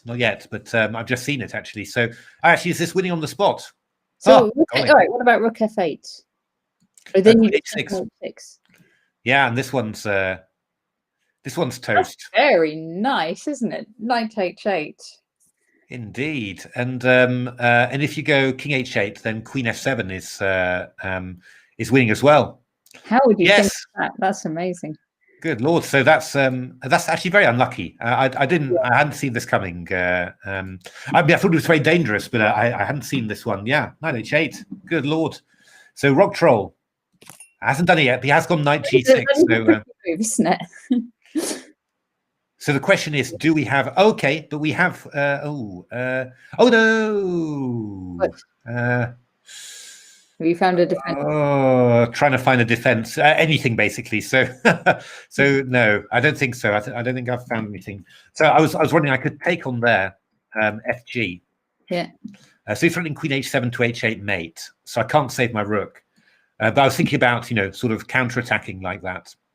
But it's all too terrible. I mean, there's so many ways to win this. So no, that's not going to happen. God, knight h8, incredible. Yeah. There we go. Yeah, no, just incredible. So a shock to me. I hadn't realised the attack was. I thought it was dangerous, but I hadn't realised it was. We were talking about mathematically winning. So incredible! Wow. Julia Volovic against Daniel Fernandez. Well, look at Julia. So black is a pawn up here, but there's quite a bit of compensation here. Yeah, quite a bit of compensation. It's going to require a little bit of good play, I think, to sort this out. For yeah, no, indeed, Julia fighting very hard here, giving a very good account of herself. Yeah, I don't know whether bishop c5 is possible. Is black going to go bishop d6 then? Some very fraught tactics here. They might work. All these are crazy. You're putting knights on silly squares and. Yeah, knight c8 is definitely would definitely be a fun idea. It doesn't quite work. The problem is bishop b5 ab. We're attacking this one, unfortunately, so we don't have time to do this. And I'm just trying to. I mean, there's still definite compensation after bishop takes d6. b4, I'm slightly less sure about. Well, even b4, I don't know. I mean, this c pawn's actually quite dangerous. And rook c7, I take and I just move back or something, and I'm going to try and move this one up. I mean, there's a lot of this is not pleasant at all. Oh, Rock Troll, yeah, knight h8. He's done it. Well done, Troll. Whoa! Tristan C, yay! Well done, Tristan. You're Rock Troll, aren't you, Tristan C? Well played, well played, well played, well played. Tristan, do you want to come onto the stream and tell us a little bit about your game? That's a classic. That would be lovely if you're able to. And yeah, and I'm glad that. Okay, are you on Twitter? So I can just send you the link. Sure. Okay, I'm Natasha Regan 123. If you just message me, I will send you the link for the stream, and we will see you very shortly. Amazing! Thank goodness that I managed to spot that just before Meeting you played it. Oh dear me! Knight h8. Yeah, this is a classic. We're going to have to tweet. We're going to have to tweet this one, aren't we? Yes. Got to tweet this one because let's just do that. That's really that is too spectacular. Too spectacular for words. Look at that one. What a game. Brilliant game. Let's have a look. Let's just get Twitter up as well. Right. Natasha Regan 1, 2, 3. There you go.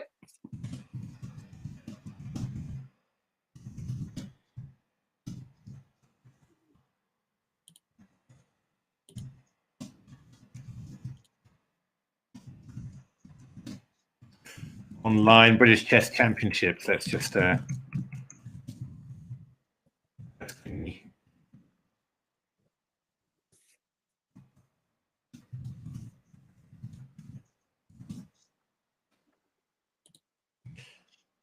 wonderful, wonderful. What a finish. That's really that is really one of the best finishes I've seen this tournament.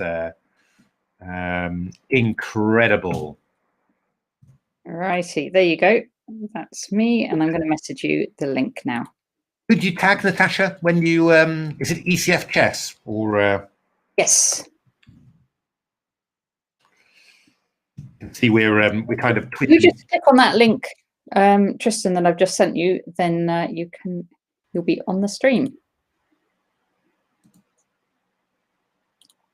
There we are. That's sent into the Twitter sphere. Wow, what a final position. Yeah. Incredible, that one. Amazing. Well played, Tristan. Really great. It's oh, good Lord. Oh, Julia. Oh, no. Julia lost there. She she played knight takes d5 and forgot that this was a check. Oh, dear me. And so easy to do. Easy to do. A very fine game though from Julia. Fought really, really hard and had a good position. So it's fantastic. There he is. Good position. So hey, Tristan. Hello. Hey. Hi. How are things? Position. So hey, Tristan. Hello. Hi. Hi. How are things? Very good, thanks. Very happy with that, although I'm still shaking. Oh. We saw some like 6 ideas. We hadn't seen. Sorry, one second. I'm getting lots of feedback. Hang on. Maybe you need to switch off the stream, I think. We saw some like 6 ideas. We hadn't seen. Sorry, one second. I'm getting lots of feedback. Hang on. Yeah, if you switch off the stream on your machine, Tristan.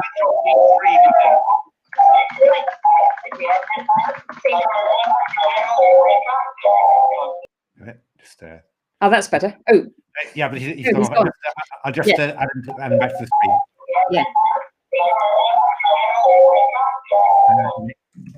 Yeah. Oh, that's better. Oh, Can you hear me? Yay! Brilliant. Hi. I think you need to mute the stream. Yeah, all good. Brilliant. Ooh, sorry. I think you need to mute the stream. Yeah, all good.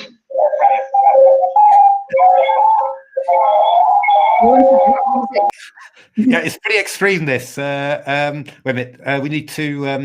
Yeah, he just needs to mute the stream and just. Let's have a look. Oh, that sounds better. Yes, I muted the YouTube and then put on Yes, this. very good. fantastic! Brilliant. Contacted by aliens. Sorry about that. No problem at all. Brilliant game, Tristan. Really fantastic. What a finish.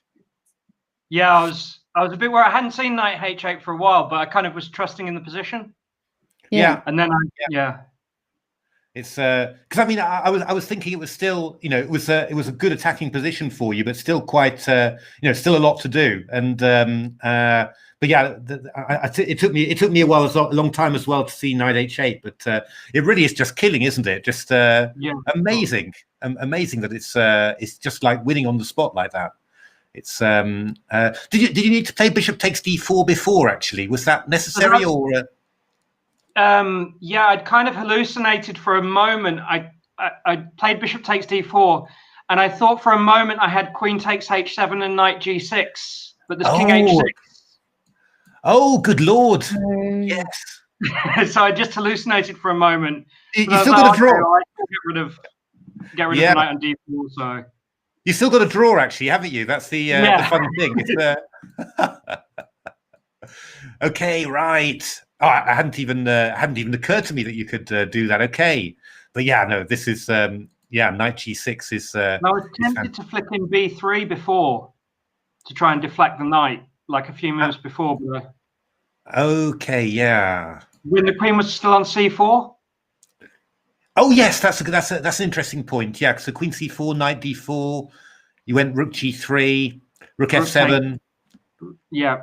F5. Rook takes a. I wasn't sure if b3 was worth flicking in at some point or not. That might have been a really clever move. Yeah, I think that's probably true actually, because I mean, you have to take with a knight and then you carry on with your attack. That looks very dangerous as well. Yeah. It's I mean, you could easily imagine black just spending a move, just bringing the knight back. So you might that might have been an even quicker attack. But this was absolutely incredible. This was, wow, what an attack!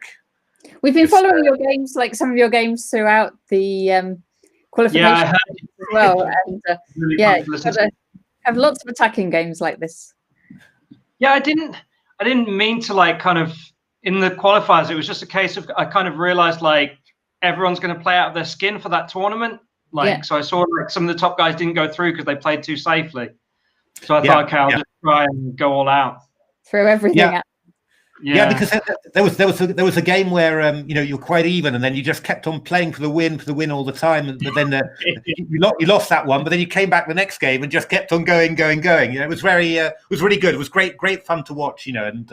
Absolutely the right spirit. So it was really good. So then since then, well, actually because of that, we've been following you here because we're always thinking that you're going to have exciting games, So, but this was superb. This should make it into tactics books, about white to play and win really, because it's an absolutely gorgeous move, knight h8. And why the name Rock Troll? Do you have a rock connection? So it was just an old story that when I used to go to parties with my friends, I had a big grey jumper, and when I got too drunk, I would just sit in my chair, kind of half drunk. Rock troll. Rock. Very good. Yeah, we were imagining heavy metal. Just a stupid story, but yeah. It's oh, fantastic! Well, we've tweeted it all over the place, so hopefully lots of people will get to know it. And what did you think of the opening? Because this is my first time playing this line in a proper game. Like, I knew up to just before he played f6. Yeah, that's right. Yeah, I mean, yeah, I think f6 is new actually. So I've never seen that before. I thought what you did was great. I was worried I was being a bit too crude, but then I just couldn't see what else I could do other that really made progress. Yeah, I mean, that was absolutely my favorite approach. Knight h4, queen g4. I think it is just pretty dangerous. I mean, e5 might be another idea. And if black plays f5, you could try and play a bit more positionally like that. I thought knight d2 and c4 was an option, but I was worried he was just going to go castles and d5. Exactly. Yeah. No, that's definitely true. I mean, I think that what you played was actually the strongest, and I think it's pretty. I think it's pretty decent. I think it's really it is quite dangerous for black. I mean, it makes so much sense, with a knight missing from from this king side, that you just go for it like this, and yeah, I mean, I think black had some quite serious problems to solve. So yeah, I thought what you did was good. Natasha's a big fan of the Mora Gambit, and she felt that I really like Mora. Yes, she basically felt you got a Mora Gambit here. So it was she was very happy about it as well. So, but no, I thought this was very promising for white actually, and yeah, I mean, if you've got these sort of tactics in the position as well, then yeah, I mean, it's even more dangerous than you think. I think it's so. But yeah, really great game. Really, really Just, love are you that. playing in any other events or sticking with the standard play? I was going to play in the Rapid and Blitz. I live in Vietnam, so at the moment it's 3 o'clock in the morning. Oh my goodness. I've just been exhausted the whole time, like getting used to it. So I withdrew from everything else just to focus on this. Fair enough. Okay, that's fair enough. Wow, Vietnam. What are you doing in Vietnam? I'm an English and chess teacher. Oh, wow. Fantastic. Very good.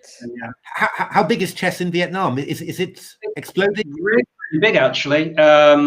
So amongst the Vietnamese kids love chess, although I'm not actually, I happen to be teaching a couple of French guys. Okay, yeah.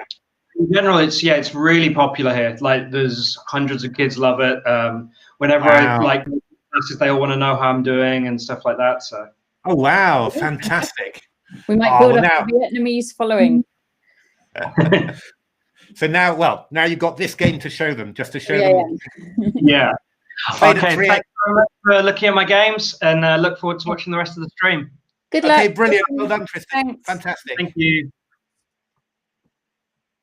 Yeah, that was a really, really great game. Wasn't that brilliant? Oh, dear me. So, Knight H8 at 3 a.m. in the morning, especially at that time of the morning. That is the sort of thing you think about at 3 a.m. That's the only time you could come up with Knight H8. Oh, good Lord. Fantastic. So let's have a look. Ooh, that has gone rather well for Mickey, looks like.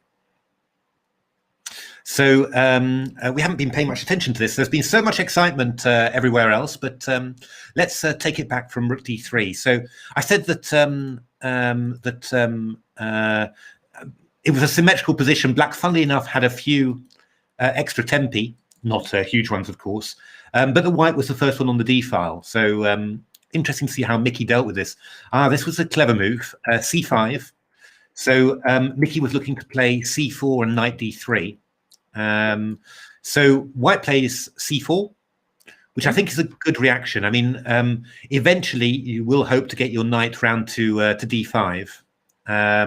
So Rook E8, Queen C2, and Knight E6. So Mickey's actually ended up as the first person to get onto the D4 square. Sean the Prawn says Magnus Carlsen is good, but could he find Knight H8 at 3 a.m. in Vietnam? Indeed, Sean. So, well, I hope that the Airlings Open has produced as much brilliancy as this. I'm not sure it has. So, Rook AD1, Knight D4. So this is really plugging the D file. And somehow, how has this happened? But Mickey somehow seems to have got a nice advantage here from the position. So G6, Knight E1, Queen C6, creeping forward, B5, Knight F1, interesting move, redeveloping the knight and coming round to E3 to D5. So and now Mickey's played Knight H5, coming into F4. Yeah, I mean, how much of an advantage is this? It's definitely a slight advantage to Black, possibly on the way to something more serious. Not clear. So, but yeah, I mean, Peter putting up a hell of a resistance there.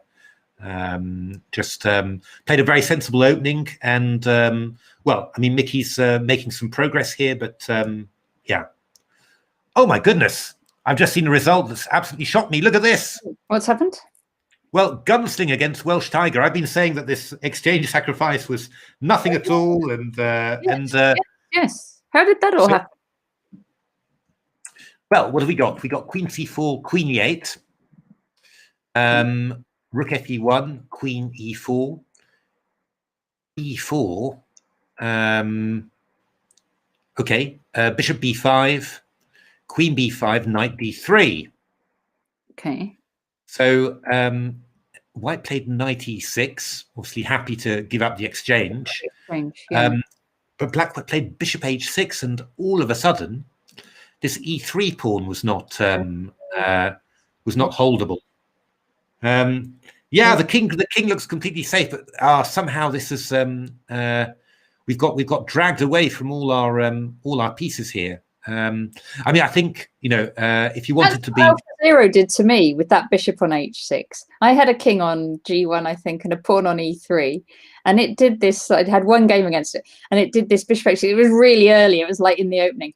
And it played bishop h6 and came in on e3 and like checkmated me very quickly.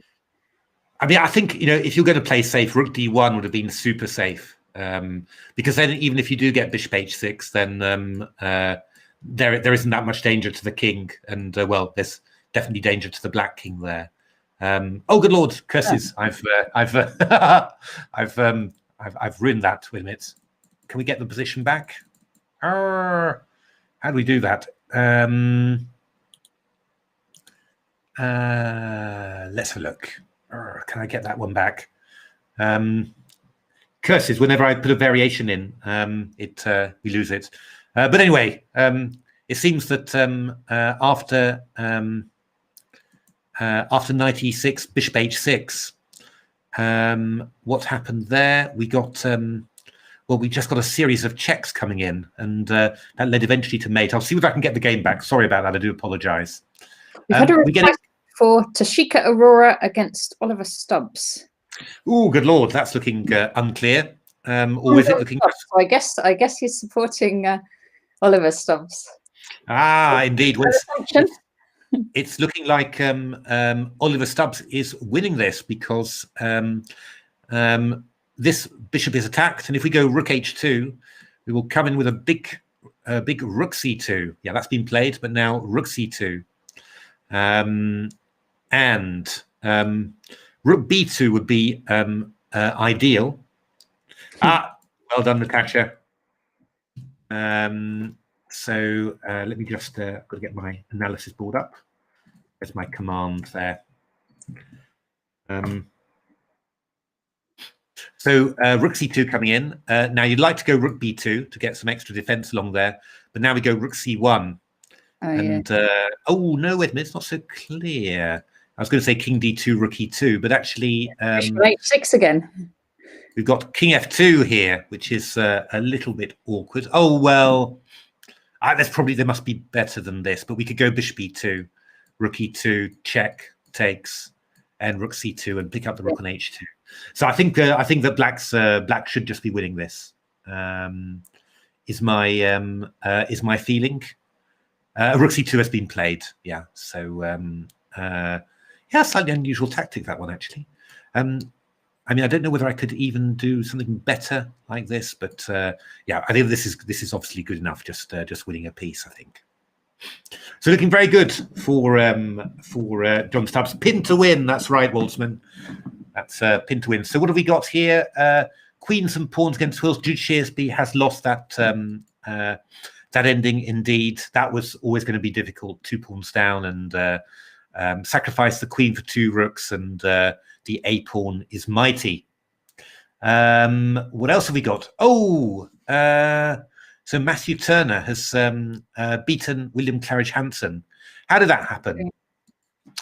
So he did play knight g4 just to get that h5 weakening, then came round here. So far, this is looking, very calm. But here, Matthew Turner to get the 4.5 unleashed a nasty tactic, and amazingly enough, it seems to work. Well, if pawn takes, you can take the knight with the queen. Indeed. And if queen takes, pawn there. It's actually, I'm slightly surprised that it works, but it does just work, I think. There's nowhere, just too many hanging pieces. That's very unlucky for William there. I think if he'd taken with the bishop on a8, it would just be it would all be completely normal, really. But he's very, very difficult there. Oh, I've ruined it again, haven't I? So e takes f6, queen takes f6 followed, and white had just won a pawn there, and that just ended up as a win for white. So horsey chess. We've got a request for horsey chess against Oscar Idle. Oh, let's have a look there. Oh, okay. Oh well, white's actually done quite well there to get to this sort of position. That's pretty even, really. This is quite a good bishop.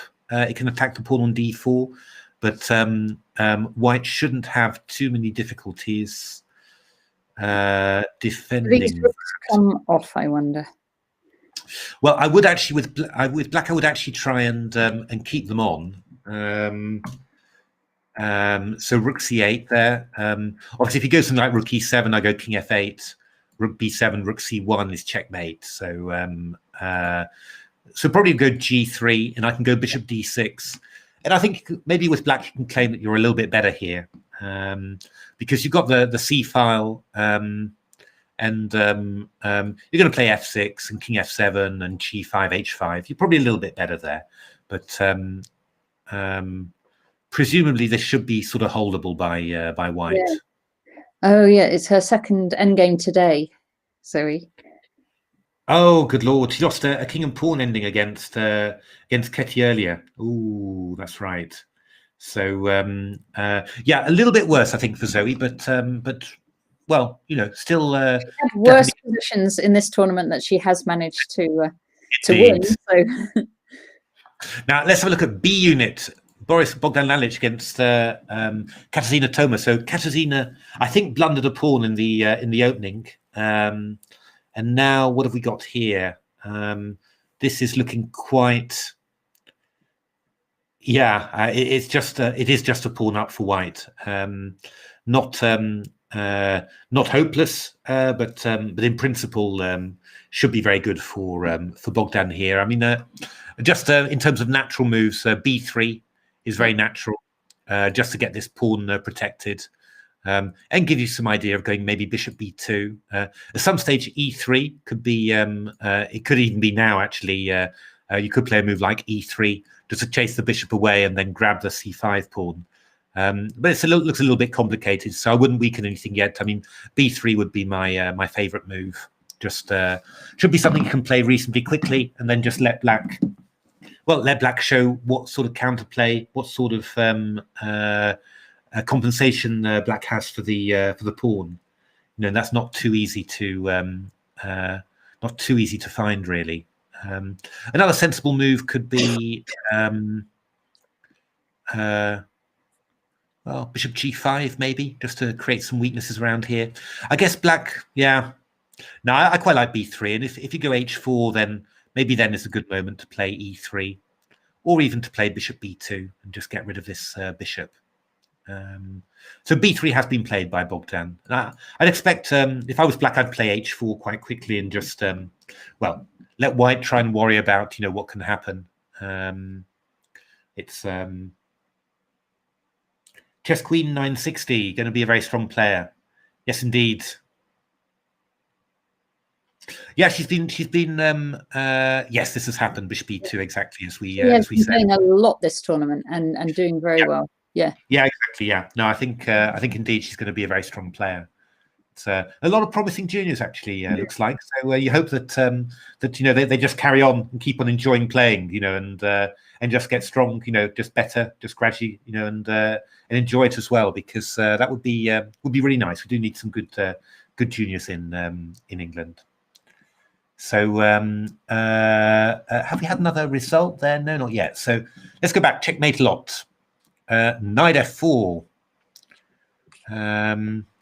So yeah, these knights are looking good, and the a file has been opened as well for Mickey. So and c4 is going to be quite a big threat as well. So this is looking quite serious. I mean, these knights on e1 and f1 are doing a sterling job defending. I think I mean, they defend f3, f3, d3, e3, g3. I mean, that's pretty a pretty good barrier there. But I'd expect Mickey's next moves to be probably something like rook a3, rook a8, just to line up on the a pawn, and maybe c4 as well, just to do that. So looking very strong for Mickey there. Ameet Ghasi. Oh yeah, we got this line. So black played queen c8, just stepping out of the e5 knight d5. Ameet played e5, takes, knight e8. The knight came to d5, knight c7 to swap it off. Takes the bishop f4, solidifying this pawn and threatening e5 to e6.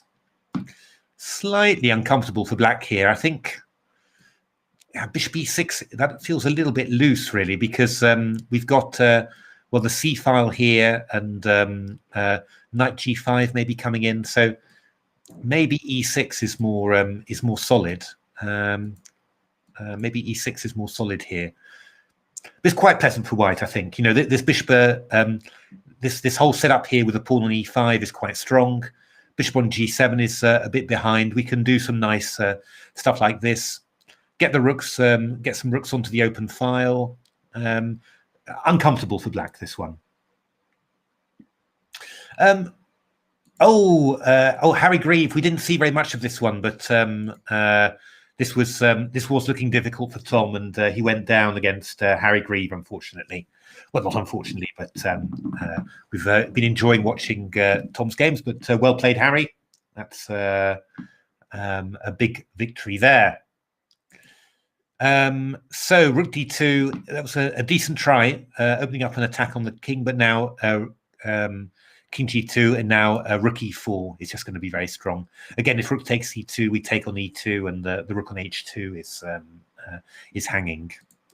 Horsey player, black has kept the rooks on, and g3, chasing away the bishop. So yeah, it's going to be yeah. I mean, black can definitely hold this. It's going to be white can definitely hold this. Rather, it's going to be a bit of a slog to hold it. But yeah, I mean, let's see. UK chess bomber. Wow, this was this crazy position, and it's still looking a little bit odd. If you know what I'm saying, I think isn't knight takes a4 rather good here? Oh. Knight takes a4. You can't take back because the bishop's on. Yeah, that just looks like a pawn to me. And then we're going knight b6 up. This could be very, very good for black. Yes. So... Oh, yes. This is serious stuff. So it could be that UK chess bomber, after his 1d4 f6 possible mouse slip, he could be coming back to win this one. Wow. Let's have a look. Bishop f4 has been played. Also very, very strong. Yeah, very good move. Nice move from Wadsworth. Wadsworth. Where's Wadsworth? We haven't seen Wadsworth. Where? Oh, I haven't got him. I haven't got him in my list. That will be. Let's check him out. Right. So he is. Where is he? There he is. Tamne Chopra. So what's he? Is he? What's he? 27. What's he 27? What's he 27? Sorry about that, Matthew. Really sorry. Oh, okay. Really sorry about that. That's yeah. He just he didn't seem to be in the list somehow. Okay, so you get a limited number, don't you? On chess. Yeah. No. I think when you're a subscriber, you get unlimited. I think it's 6 from on the free accounts. Maybe you just closed his window. It could be. So, okay, so knight takes b3, I'm guessing here. c3 is possible, but knight b3 must be the move. What is Matthew intending? I think he's intending rook b4 then. This is a very clever idea. So b3, knight b3, rook b4, I think is what he's going to play. So he's threatening rook c4 there. And it's actually quite difficult to stop this threat. You can't put a knight on d4. c3 loses the knight, and if you play knight there to protect the pawn on f4, then you've got your breakthrough. So yeah, you're absolutely right, Walsman. Well spotted. b3 is a very nice move indeed. You can play c3, but then I'll go probably rook b8, and now I'm ready to pick up this a pawn. So I'd say this is looking very, very promising for Matthew here. So it looks like Matthew's gonna bounce back from that defeat yesterday to yeah, you know, to get a victory there, because very nice move from black here. Actually, a c3, maybe we could even go d4. That would also be very strong as well. So just have a look at Bogdan trying to swap off the queens here, and will probably succeed because e7 is weak. So yeah, good technique. You know, swapping off the queens when you're a pawn up. The only thing I'm slightly worried about is I was wondering whether e6, whether this knight is going to find it easy to a good position, but actually this bishop could probably easily get trapped as well with an h3 and g4. So yeah, I think this is probably going to work out quite well for Bogdan. Have a quick look at this one. So yeah, Mickey grinding in, played c4. So d4 now is a little bit weaker, but I think that knight d3 is going to be the move, probably that that Mickey will play, and that's looking yeah, again, very, very strong indeed for black. Oh, actually, come to think of it, c3, yeah, c3 is probably even stronger here. If knight takes d4, we just take it back, and knight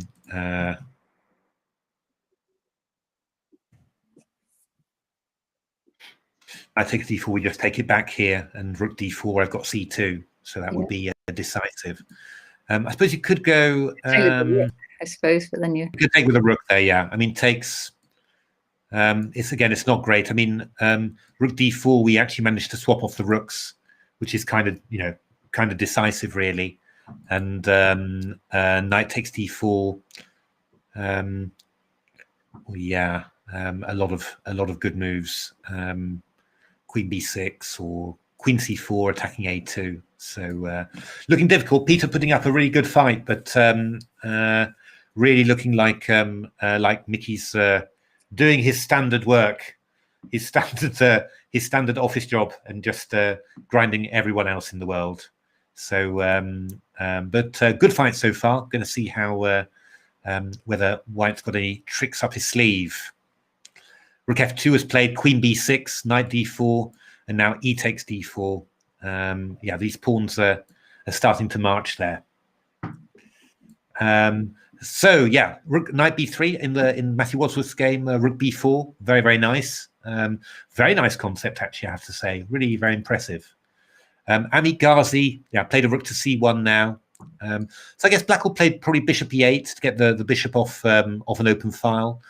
Now white plays queen e2, plays the queen to e3, and starts gaining some space on the king side. Probably only a slight edge for white this, but yeah, I mean quite yeah, I mean you see, black's definitely under pressure here. Ameet's also got quite a nice time advantage there. Actually, maybe you might just play bishop g5 in this position just to knock the rook off the d file. That's probably nice, actually. That's probably quite a good move.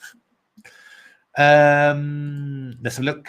White thinking here, but I don't think there's anything that white can do here. I think this has gone, unfortunately. Mickey's pawns are now looking good, coming right down the center. Yeah, these are huge. G3 to chase away the knight, but D3, and we're threatening C2 now. So this is completely lost now. In actual fact, so GF, we've got C2, and yeah, no, there's nothing else to be done here. So yeah, I mean, so it looks like Mickey's going to go for a 5 out of 5. Yeah, and checkmate, losses resigned. Hard luck, Peter. Well fought. That was tough, and well played, Mickey, of course, for winning that. But still, excellent score for checkmate a lot. Still on 3.5 out of 5 now after a very tough field. So let's have a look. Who else we got? B unit against Katarzyna. That one's still going. Looking good for Bogdan, I think. I'd expect Bogdan to make this one. This one's still thinking. Yeah, rook g3 mate is a hell of a threat, really. So not going to be easy to find that one. Horsey chess. Yeah. Yeah, I mean, I guess we should just play rook e1 and just chase the rook wherever it goes. The one problem with this actually is If you go rook e1, then rook c4, b3, rook c3 is a bit unpleasant because if you go rook e3, then actually the g3 pawn hangs. So it's actually slightly unfortunate the way that that White has played this. So I think you should probably play the king to g2 here, rook c2 and play b3. But it is getting it's a little bit uncomfortable. This, you know, it's just Black will probably play f6 and king f7, then put the bishop on b4, and yeah, it's you can get a little bit tied up here.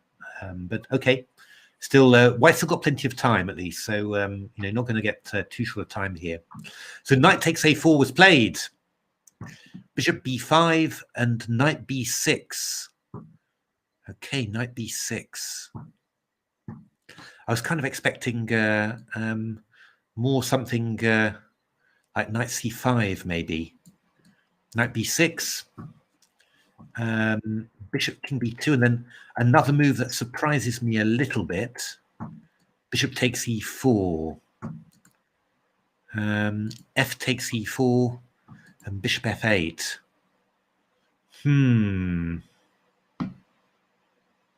Oh, yeah. I really don't like what Black's done here, actually. I don't like this at all because you've got so many weak light squares in your position, and you know, your light square bishop was blocked, but it was kind of, yeah, it was holding stuff together. And if you exchange off this one, then I mean, and this knight on b6, you know, these pieces are really quite passive. I really would have wanted. I would have wanted to play a move like knight c3, for example, you know, just to get some room there. I mean, because if you play if you played knight c3 here, I mean, I guess you take with the bishop, takes. You can try rook d3, but I'm sure I can think of something active to do. You know, that. To get out the white pieces, maybe bishop g7, attack this one. You know, I'm threatening bishop f6. This must be better somehow. This must be better than what Black's done, because I think that Black's got to be very careful here. It could all go. You know, you could end up with the bishop getting into c6 and just being squeezed. You know, rook g1 threatening rook g8 mate. So I'm a little bit worried for Black there. And if Black's very short of time as well, 53 seconds. Bishop e7 played. I think maybe just knight d7 is not bad in this position. That seems quite interesting. Then just get your bishop into this square, and then, you know, line up on the a file maybe. Not clear. Oh, okay. You're saying rook b3, Walsman. That is a very yeah, I really should have spotted that one. That is would be, oh, b3. Oh dear. No, rook b3 would have been an excellent move. Because you can't protect this pawn on b7, so I would have swapped off my pawns there. Oh dear Lord. Yeah, well spotted, Walsman, and I think Zoe's gonna regret missing that one. Yeah, yes, indeed. So that's probably a little bit of a lucky escape there for Black. Let's have a look. Wadsy.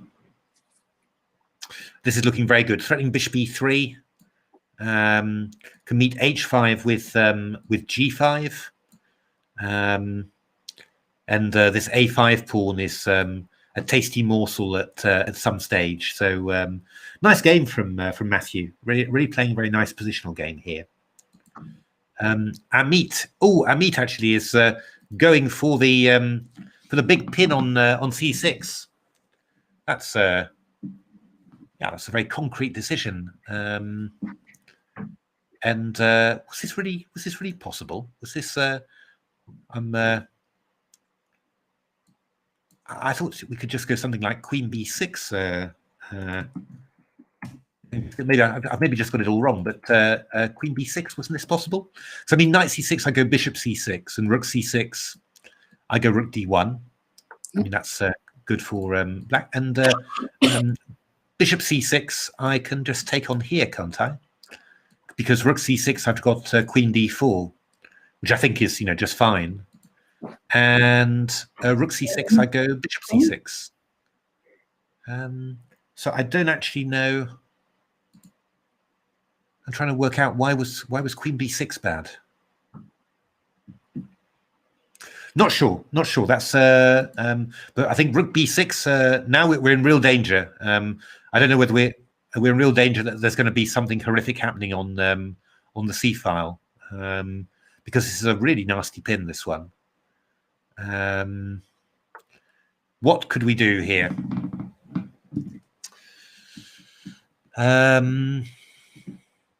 I think I'd like to get my queen off the d file. That's definitely true.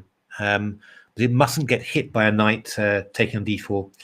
Well, Peter, that happens to a lot of people against Mickey. It's just a tough one to deal with. But I mean, the best players in the world get this, so I wouldn't worry about it too much. I think you had a great run so far. So and I think Mickey is maybe just a step too far, but he is that for many of us. So I think it's just a question of joining the Michael Adams Club, and that's it. Yeah, bishop e3. Bishop e3 is quite common. It is played quite a lot. It's just somehow. It was a bit imperceptible, really, wasn't it? Because you ended up with you couldn't really predict that. When you got hold of the d file, it looks like the looks like things were going to be traded on the d file, but Mickey just avoided occupying, and somehow he had space for his knights. It wasn't obvious that it was happening. It was only once Mickey, you started seeing that knight getting rerouted to d4 that you realised how cleverly he played that, really. So it was just a tough one, really, but still well played. And how did you choose the opening to play? What were your thoughts behind that particular one? Yeah, this was a very good idea, the c5, c4. Yeah, how did you come up with the opening? Did you see something that Mickey had played, or is it something that you normally play?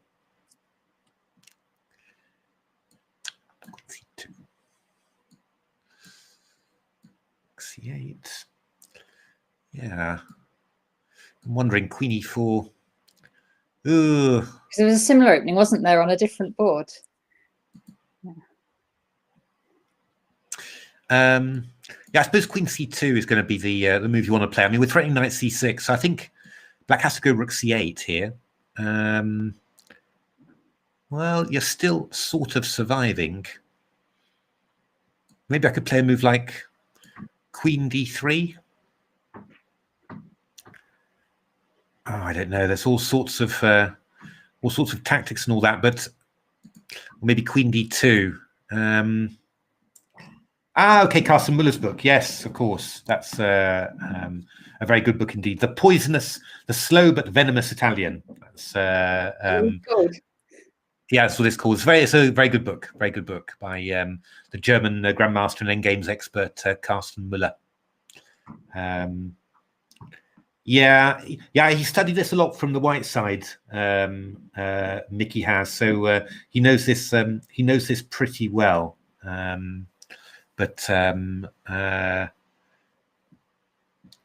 Yeah, in general, yeah. I mean, it's just getting an equal position against Mickey is always quite dangerous.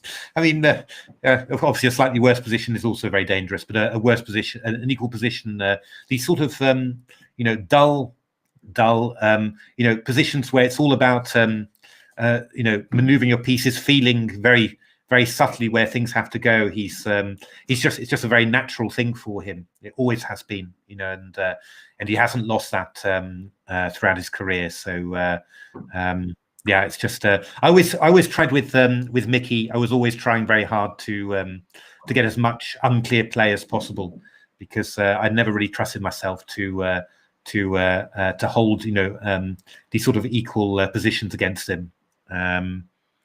and I had variable success, I'll have to admit. You know, I won some games, but I lost a lot as well. But still, excellent attempt, and yeah, I mean, see how it goes for the rest of the tournament. What have we got here? What's the Rook F4 check? That's looking pretty good. Rook F3. So just as always, let's have a look. Oh, actually, what is happening here? It's always the same. It's never as easy as it should be. This knight takes A6 is happening here.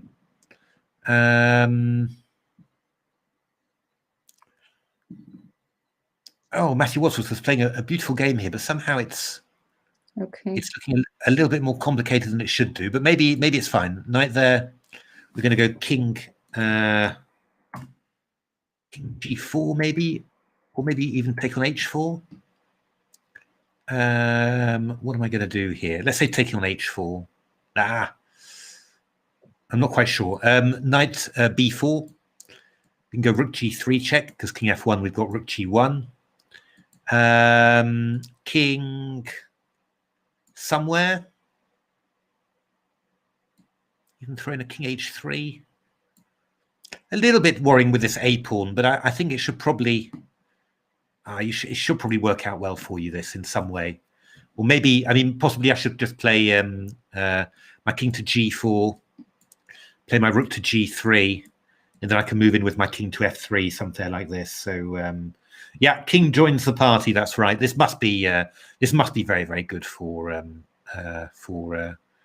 black. I mean, the only thing, you know, I'm starting to get worried about ideas like this somehow, you know. But here I'd have King F2 threatening Rook H3 and Rook A3. So yeah, you know, that's a mating net indeed, maybe. So yeah, I think yeah, he's played King G4. I think that's going to work out fine. Just for a moment, I was worried there. I was thinking, my goodness, you know, as he was playing this beautiful positional game, but has it gone randomly bad in some way? But no, it's looking it's still looking very, very strong there. I think rook check now is going to happen, and after, yeah, I mean,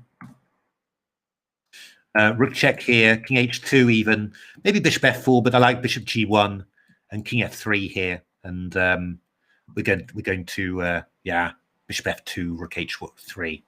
We're going to make it, aren't we? We're going to make it. Ameet. Ooh, what has happened there? Has Ameet? Rook C8. Ooh, Bishop E5. Okay.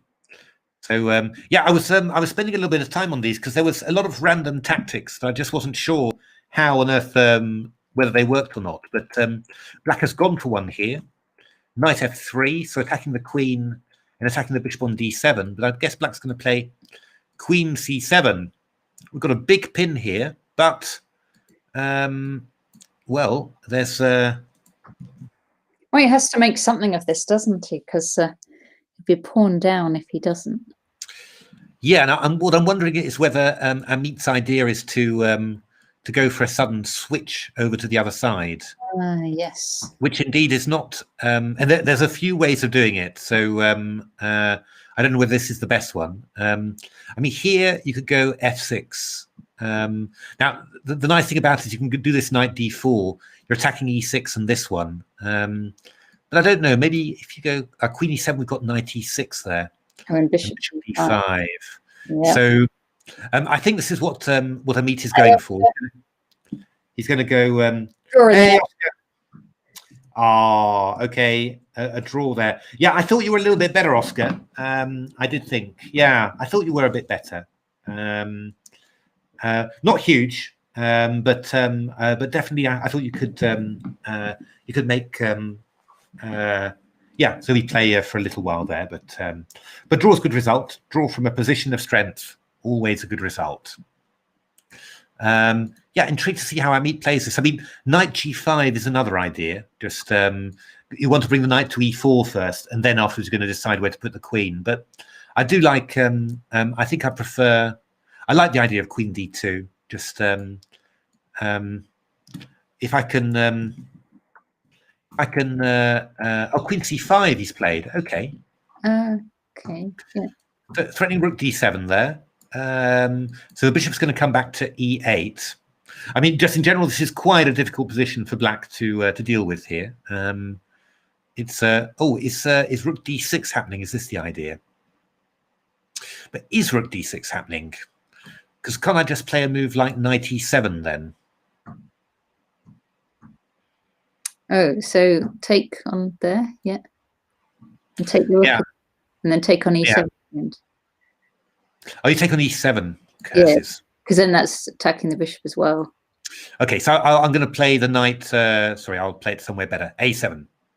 Okay. A7? No, not A7. A5. That's what I'm going to play it. A5. Sorry. Right. Okay. I think that one's working. I think. Yeah, I think that one's working.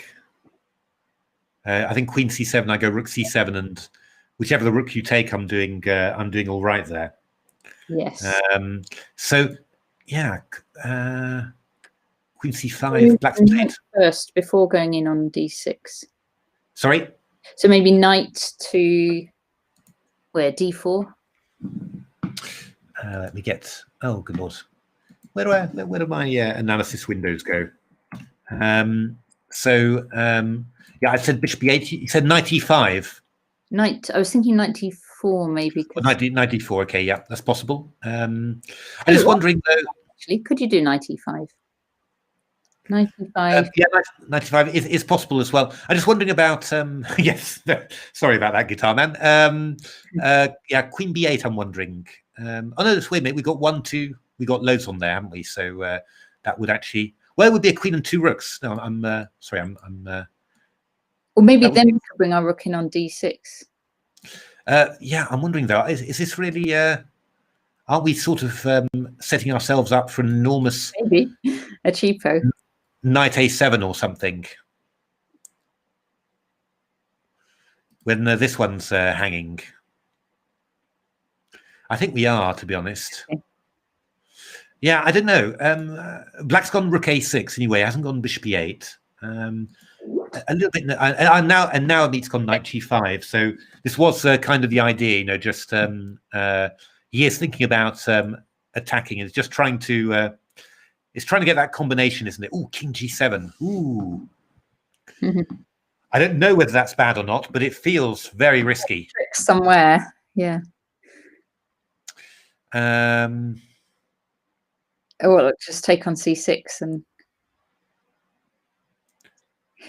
bishop takes c6, and then rook takes c6. Queen d4. Yeah, that will. I'll just go king g8, I think, probably, or e5 maybe actually. So takes. I will go e5 in that position. Okay. And, on.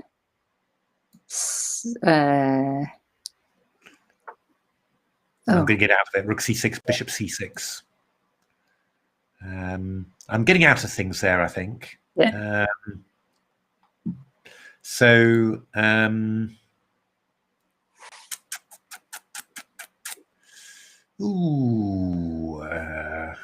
There's a loose rook on a6. I'm trying to combine it with something, but it's not easy actually. And obviously, there's a loose-ish bishop and a check on d4, but I'm just not. Oh, good lord, not that one.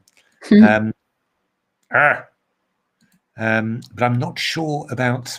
I mean, I can play queen c4 to h4 with gain of tempo now. I mean, I could go queen c4, rook a7 maybe. Oh, but that something like that would be interesting because I could have a. Yeah.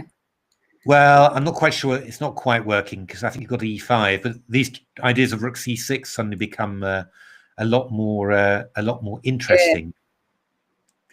Yeah, this is something you could easily spend. Yeah, lots of potential that position. Oh, actually, Ameet played quite fast. He went. Oh, he hasn't got much time actually. Knight e4. He played rook a5, queen e3. Queen e3 and rook d5. A brave move from black. Well, black's not doing badly here. Black's I do think Ameet has not handle this in the best way. You're going to see that he's going to have a tactic, and I'm going to be shamed there. But I don't think he's done it in the best way here. This rook, developing is nicer. Although there's still plenty of counterplay. There's weak squares everywhere. But what if you take that rook? Because that rook's looking nice. So what do you want to do? Sorry. Rook takes rook. I take with the pawn. And then I'm going to move my knight out the way. Yeah. You want to know where? Well. All right. Fine. I will even put it on a particular square. How about G5? C5. G5. G5. G5. Yeah, I'm just thinking. I mean, we could do stuff like Queen E5 then, simply, and swap off the queens. Really. I'm not sure this is really. He's got Knight C5, takes Rook D1. That's a sensible idea, I think. So, I mean, Bishop B8 from Black is obvious. And now we need plenty of. Yeah, Black does have an extra pawn. It's true. I mean, White's got pressure, and I think that I did feel that White had. More than enough pressure for the pawn, but now it's really barely compensation. I think it's, but obviously time pressure. This is going to be quite interesting. But Diamondor's he's a tough young player, so it's going to be a real fight. This one, I think Queen D6 would be my natural guess. Yes, indeed. With an idea of playing Queen D4 simply. That's you try and be as disruptive as possible. You could have played a move like Queen E7 to cover some dark squares, but try and play it and be disruptive at the same time. So Ameet's pretty good against Katoma. Oh yeah, that's looking excellent. That's that is a complete win in actual fact. So yeah, Bogdan solid. I mean, he drew 3 in a row, but he's he's back on track now, and yeah, I mean, not in a bad position, for one of the higher honours. UK chess bomber. Oh, this is random. Oh, this knight on H5. Good lord, it's in trouble. But Rook G2 played. Maybe Rook G6 is better now, indeed. So if Rook takes, pawn takes. Yeah, I think Black's better again now because this knight is terrible here. Okay. Players with ranking 1700 to 1900 doing only moves against masters and doing extremely well. Yeah, no, I mean a lot of people are playing very well, very solidly. It has to be said. It's been some very good games so far. So Diamond Rook D8. Yeah, this is very good from Diamond. This is good, a good place to put your pieces. Nice and solid. Now I'm thinking Bishop F3 maybe from Ameet. Diamond offered a draw as well. Ah, okay. Yeah, no, Ameet. Ameet wants to play. Yeah. Yeah, he's gambling on. He's always going to gamble. He's always going to gamble on that. Confident that he's a very good blitz player. Confident that he's going to make it. There are a lot of threats in this position. It's yeah, and especially if your opponent offers a draw, you sort of think, well, I've always got that in reserve. The big problem for Ameet actually is this pawn on B2, which is yeah, I mean, you could. Well, I think H5. I think I would rather play H5 in this position with not. Ooh, now this is going to hot up here. H5's coming, and H6. 2 pawns, so White's got to make something of this attack. This is quite. Yeah, this is really burning your bridges. I might have thought of B3 maybe with White, but now I'm expecting Queen E5 in this position. Actually, just that seems like the most natural. And then if H6 we could play King F8, maybe, possibly. It's also risky. It's risky letting, maybe I could go back to h8. It's risky letting this pawn go to h6. But I think queen e5 would be the move. Yeah, I think so. Now I'm expecting h6. Yeah, exactly. And I think maybe we can put the king onto h8 here. Yeah. I was thinking of king f8, but it was yeah. Okay, so now got to watch out here because f5 it could be a threat with this pin on the rook here. So I think queen c1 would be the sort of move, the only move I could think of for white here. But then I think black's going to play b3 probably.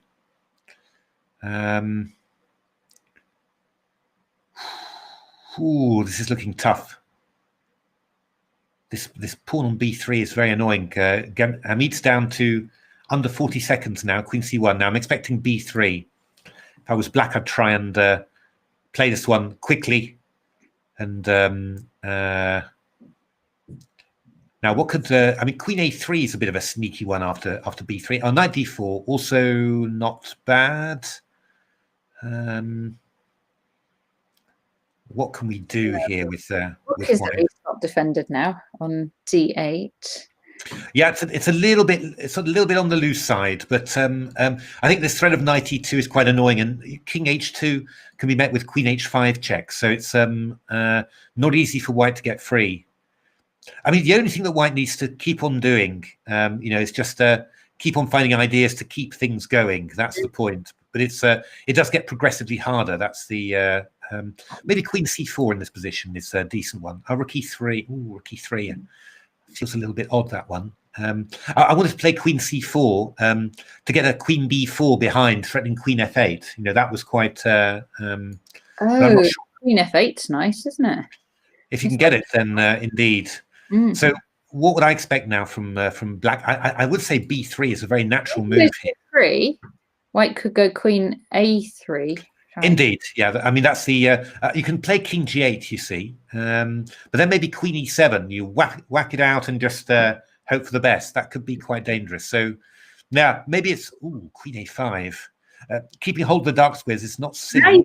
Can't you do like queen b2 and pin that knight? That is a possibility. I mean, I think Blacks wants to play e5. That's the big idea there. Yeah, it's a natural move. So I think e5 is what Black's going to play here. That's why I was wondering whether I had something else amazing, but e5 is good. Now, at some stage f4, but you don't dare to do it yet. So knight f6 is decent. Now, can we play? B3, knight e8. Knight e8 is the trick. Oh, what's the trick? Knight e8. Rook e8, queen d4. So you need something better than well, maybe queen a2. Maybe queen a2. Maybe queen a2 is good. For black. Queen a2 can be very dangerous here because I think we're forcing home the pawn there. Oh no, okay, when king h2. Okay. I think knight e8 was winning a piece, but maybe queen a2 is decent. But isn't queen a2 still quite good? But I think Ameet's going to play queen c3. Yeah, absolutely. So he's gambling it all here. But I think b2 now. It's got to be the move. Yeah. Because queen c7. E5. Yeah. So queen c7. I can play knight e6. That is the key point. I'm covering everything. Oh, queen f2. Okay. Maybe even braver, but I can go queen c5. Ooh, threatening queen f8 here. Knight e6. Ooh, this is a good move actually. You're really getting around the black pieces there. It's got to be knight e6. You just take on e5, I suppose. Yeah, queen e5, and then I think queen f5 maybe is the way you've got to do it. Ooh, but this has gone really random, and then the queen comes back to b2. Oh, check. Oh, wait a minute. Whoa. Amazing tactic. King h3. What is happening here? I'm going to take it because of queen c5. No, indeed. So knight, what about, knight g5, f6 is hanging. My goodness. Or knight g1. It's going to be a draw by repetition, this, I think, because king h4, there's queen f6. Check. And king h2, we're going knight f3.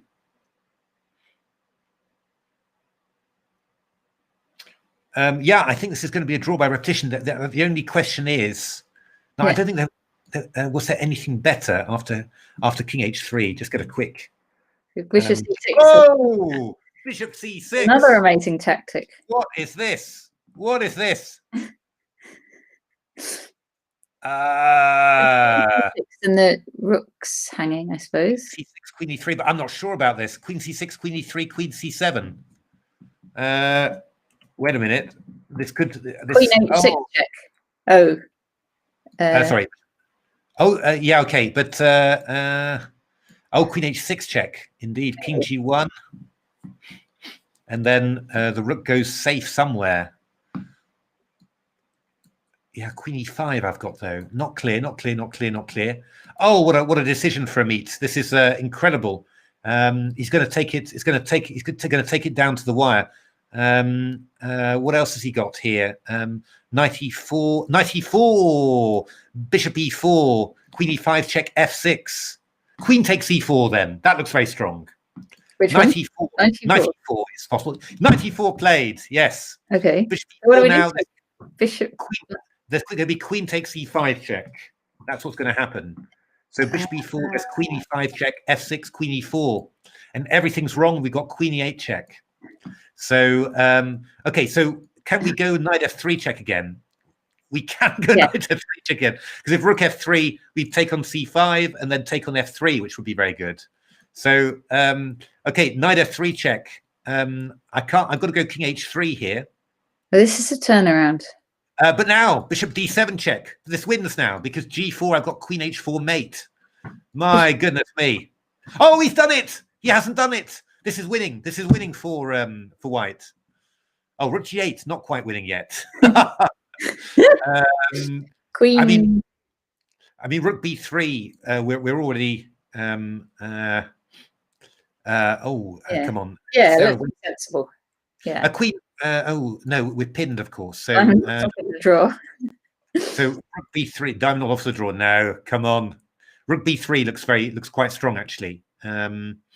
How are you going to do it? But yeah, Knight F3 check was winning actually. So yeah, what a game. Rook B3 has to be the move. Ameet going down to the last second there. I don't see a mate for Ameet. Yeah, no, this is the best move. So I guess Knight E2 now. But then I'm going to go. I can go something like Rook F3, I think, or Rook E3 maybe. Yeah, Rook E3 now I think is quite decent. Okay. Queen E7. Okay, Queen E7. Queen E7. Oh, he's threatening Rook B7. But is this going to be any good? I'm going to go Knight. Can I go Knight D4 here? Queen G1. I'm not sure about Queen G1. I might be wrong, but I don't think it's a good move. Or maybe come back to F2. No. Yeah, you can come back to F2. No, you can't. Yes, you can. You can't.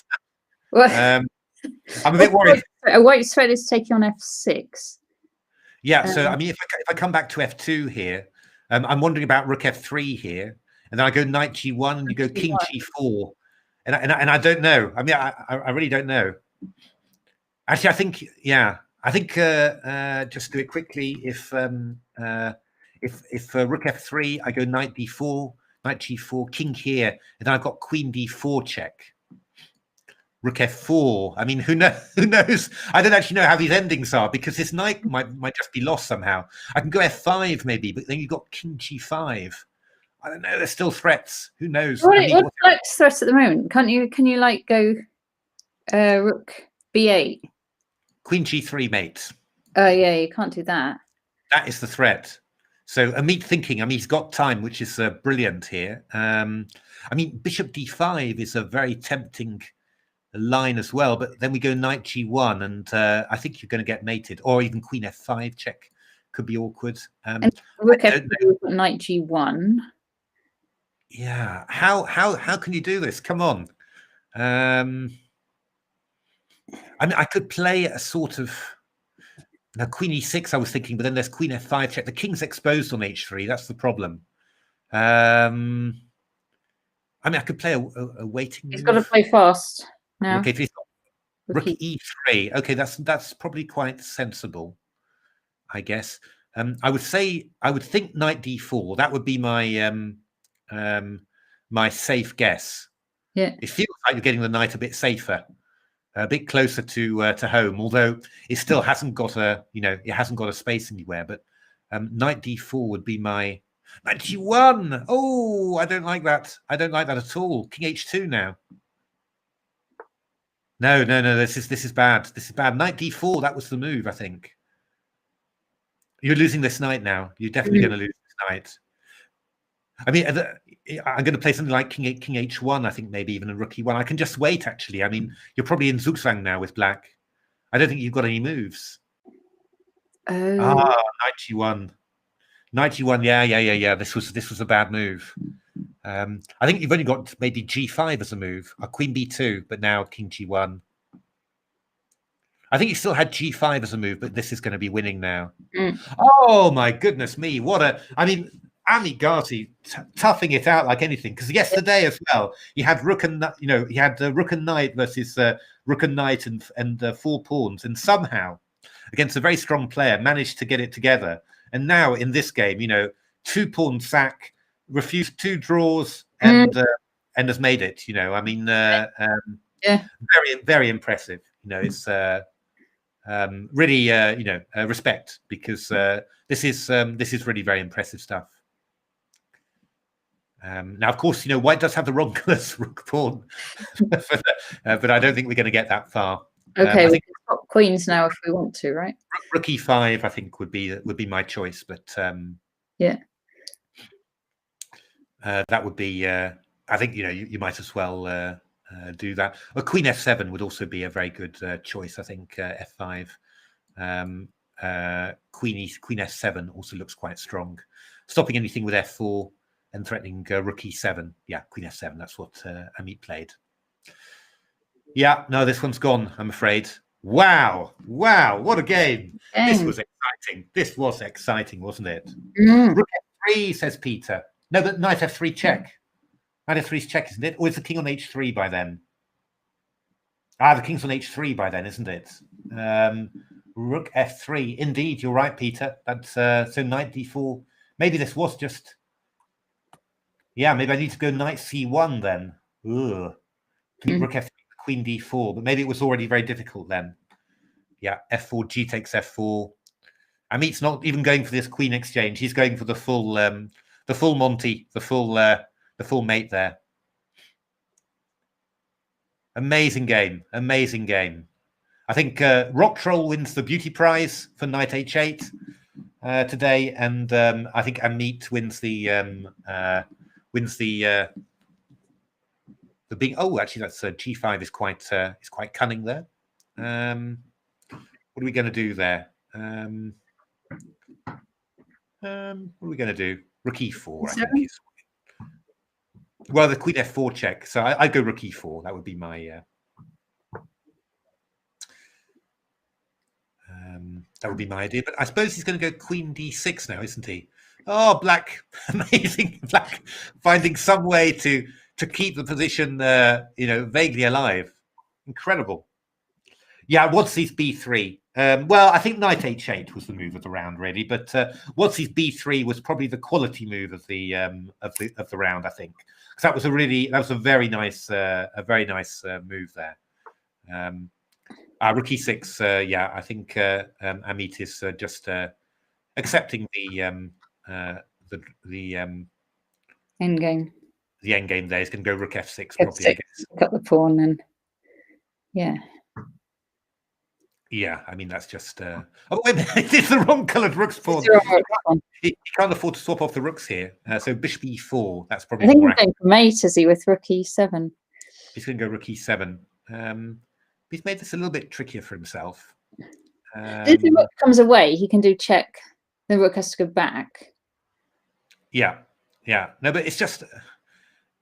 I'm wondering a little bit about this, because if I go Rook G5 here, you go Rook E8 check. Rook G8. And then Rook E7.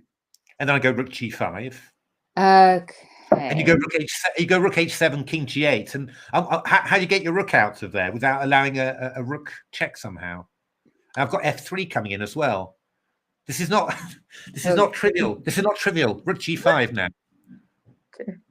This is not trivial at all.